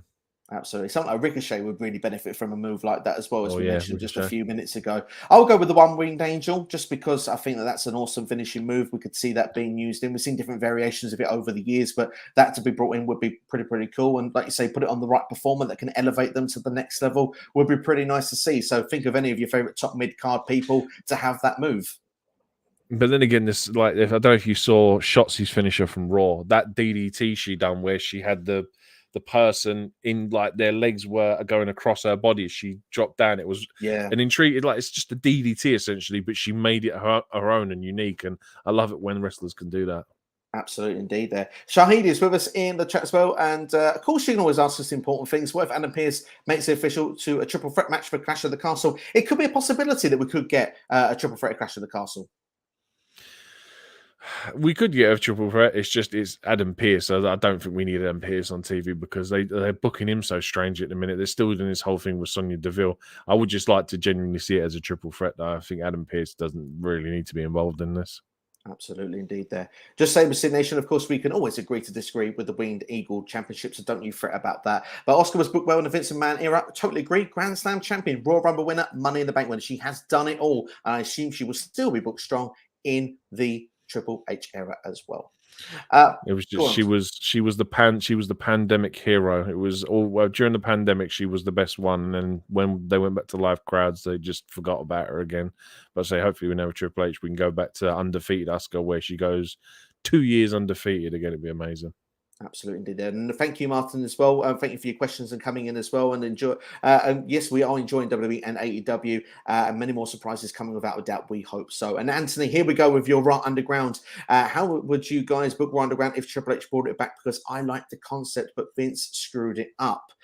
Personally, for me, I wouldn't have the dancing women. I would have rules to it, so it kind of made sense, not just being called to DQs every 30 seconds after a match started. If it was presented like an actual true MMA style and it was underground and it had its specific roster, I wouldn't link it with Raw and SmackDown and have people designed for it so it was a unique individual concept of its own. I think that's the way I would personally book it if it had to come in. But personally for me, I wasn't the biggest fan of it. But Silk, would you do anything differently? Yeah. I mean, the only thing I could think of is like almost make it like Street Fighter. Do you know what I mean? Where it's just I didn't the dancers I didn't understand, but the crowds I thought were a great addition, but they're almost like just a hype package for it. But yeah, just don't have Shane McMahon standing on the side going, "Oh yeah, that's it, that match is over," and it's just like make it a bit more about combat sports.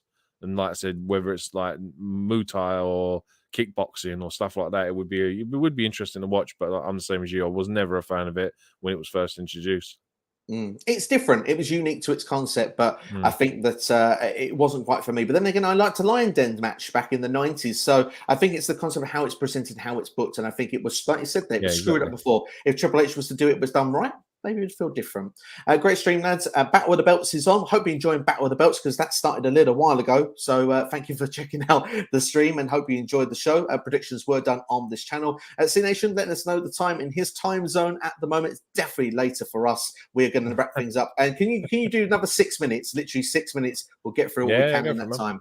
Let's get everything done in that time then. Vince McMahon winning the WWE Championship is dumb. That's like Tony Khan winning the AEW World Championship. It would be very dumb indeed. Almost like Vince Russo winning the WCW World Championship or David Arquette doing it. Exactly. Yeah, I'm not coming up to that period of WCW. I'm not hating life when I have to watch the network at the moment. I could just skip it, but I'm a historian. I need to go through it. I need to see the pain for myself. Anthony saying, do you guys see apparently originally before they put Batista in Evolution, they were going to make Mark Jindrak in the group? That's absolutely true. It's actually been on WWE documentaries.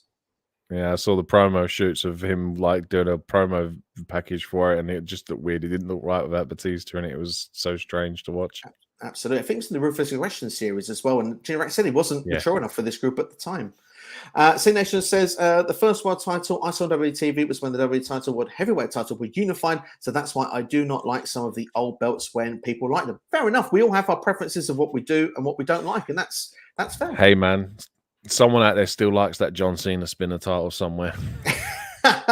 We're trying to find them. We've not been able to locate them yet. No. But Underground Temple as well says MOB, give Raw Underground to me. Yeah, well, Underground Temple does the WWE 2K stuff pretty darn well as well. I think Underground definitely fits well with what he does. Also, Nation Doug, unpopular opinion, Trouble Chief Roman Reigns is more overpushed than 2015 to 18. Roman Reigns then never held a world title for 100 days. Do you reckon he's overplayed to us now or then? I think his booking was worse back in 2015 because they were trying to push him as a top babyface and it just wasn't working. The biggest thing they should have done was they should have had him win the Rumble the first time he was in it, and he got down to the final two and lost. I think that would have been the best point to try and push him as a face. I mean, he could have gone on to Mania and lost, but then I think like the following year or year after when he actually did win the Rumble, and it was so forced. Whereas I feel like now that he's a heel and people have naturally progressed to hating him, I just feel it's a lot more authentic and people enjoy it a lot more. Whereas I think 2015, it was just a case of it was like John Cena of Lowell wins. Do you know what I mean? It was just so Yeah. forced, and it was like I didn't want to watch Roman Reigns in 2015, 2018, but I want to watch Roman Reigns today. Yeah, I feel the same. I have to say, I understand the comparisons that's been made, but I think it's that connection to the character. I'm more connected now than what I was then, and I think it just makes a huge difference to it for myself personally. I just think he's more entertaining now than he was back then as well. It's the other reason. At the end of the day, with wrestling for me, if it has to be one of two things, either entertaining or it has to be good wrestling. And like I said, if Roman Reigns ain't wrestling but he's still entertaining me, then it's a win for me. Absolutely. It's crazy how Seth Rollins is second fiddle to Roman Reigns in C Nation Dog's opinion, even though Seth Rollins has accomplished more than Roman Reigns. Seth Rollins has won a lot of championships and at the moment maybe seems second fiddle, but he still has a great record when they face each other one-on-one. He's the only one to beat Roman Reigns this year on a premium live event. Seth Rollins doesn't need titles. He's reached that status now where whatever he does is gold. Like he doesn't need to be fighting for titles all the time. You can put him in a blood feud with someone, and it would still be really entertaining.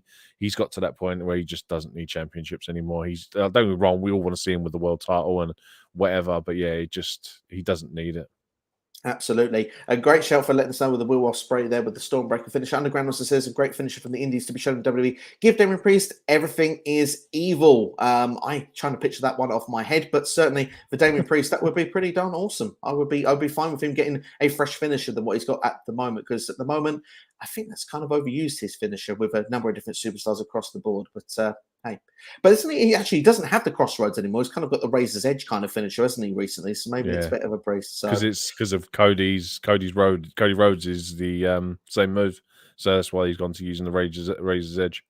Absolutely. C Nation Dog says, I think WWE should slow down on long title reigns for some time. It'd be good to see a 3-month title reign once in a while. I think that's what we might get after this. I think once Roman drops it, I think we'll see not a hot potato, but a bit more unpredictability added into the fact that a championship can change at any time. I think that will be coming to WWE in the next couple of, say, few months, 6 to 12 months. I'd like to see a shock title change on TV for once rather than just a pay-per-view.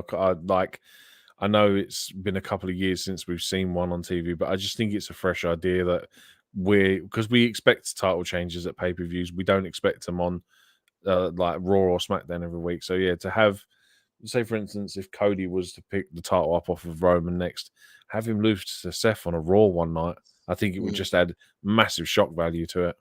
It certainly would indeed. And that's the thing. Shocking times makes great TV. Drew McIntyre, Bayley, and Asuka are pandemic champions in WWE. They certainly are indeed. They definitely played their role very, very well. And not watching Battle with the Belts, that's fair. I'm pleased because you're staying with us. So thank you very much for that, C Nation Dog. We will be wrapping up now in about 2 minutes' time. And he liked John Cena's WWE spin about. We found the person who liked it. We found a person. Thank you, Sin Nation. We appreciate that. We appreciate that. To be fair, I don't hate it as much as I led on there. Bama Dave says, I had a belt buckle of it, so I was all right with it, man. It wasn't that bad. There you go. See, we're just putting in the chain, really. But Bama Dave says, I've got the feeling Sin Nation has greatness envy, or he hates seeing someone win so much. Good. Roman is doing his job. So, and Sin Nation says, that's true. So there we go. We've got Super Pony in here as well. I love the fact you've got Oasis there as the DP there. Babyface Kevin Owens show. Would love to see Kevin Owens as a babyface again at some stage. When he wins those tag titles with Sami Zayn, definitely. Absolutely. There we go. And of course, agreeing with NXT, with Seth Rollins has accomplished just about everything, pretty much has. And Shanique also saying, if Bianca Belair will get herself into disqualification, will Bayley become the new Raw Women's Champion? Hopefully, it won't be a disqualification where Bayley wins it. I think Bayley will win it naturally when it does come around to it. I think the best thing to do with Bianca is to do a double turn. So she turns heel as her opponent turns face, whether it's Bayley or whoever.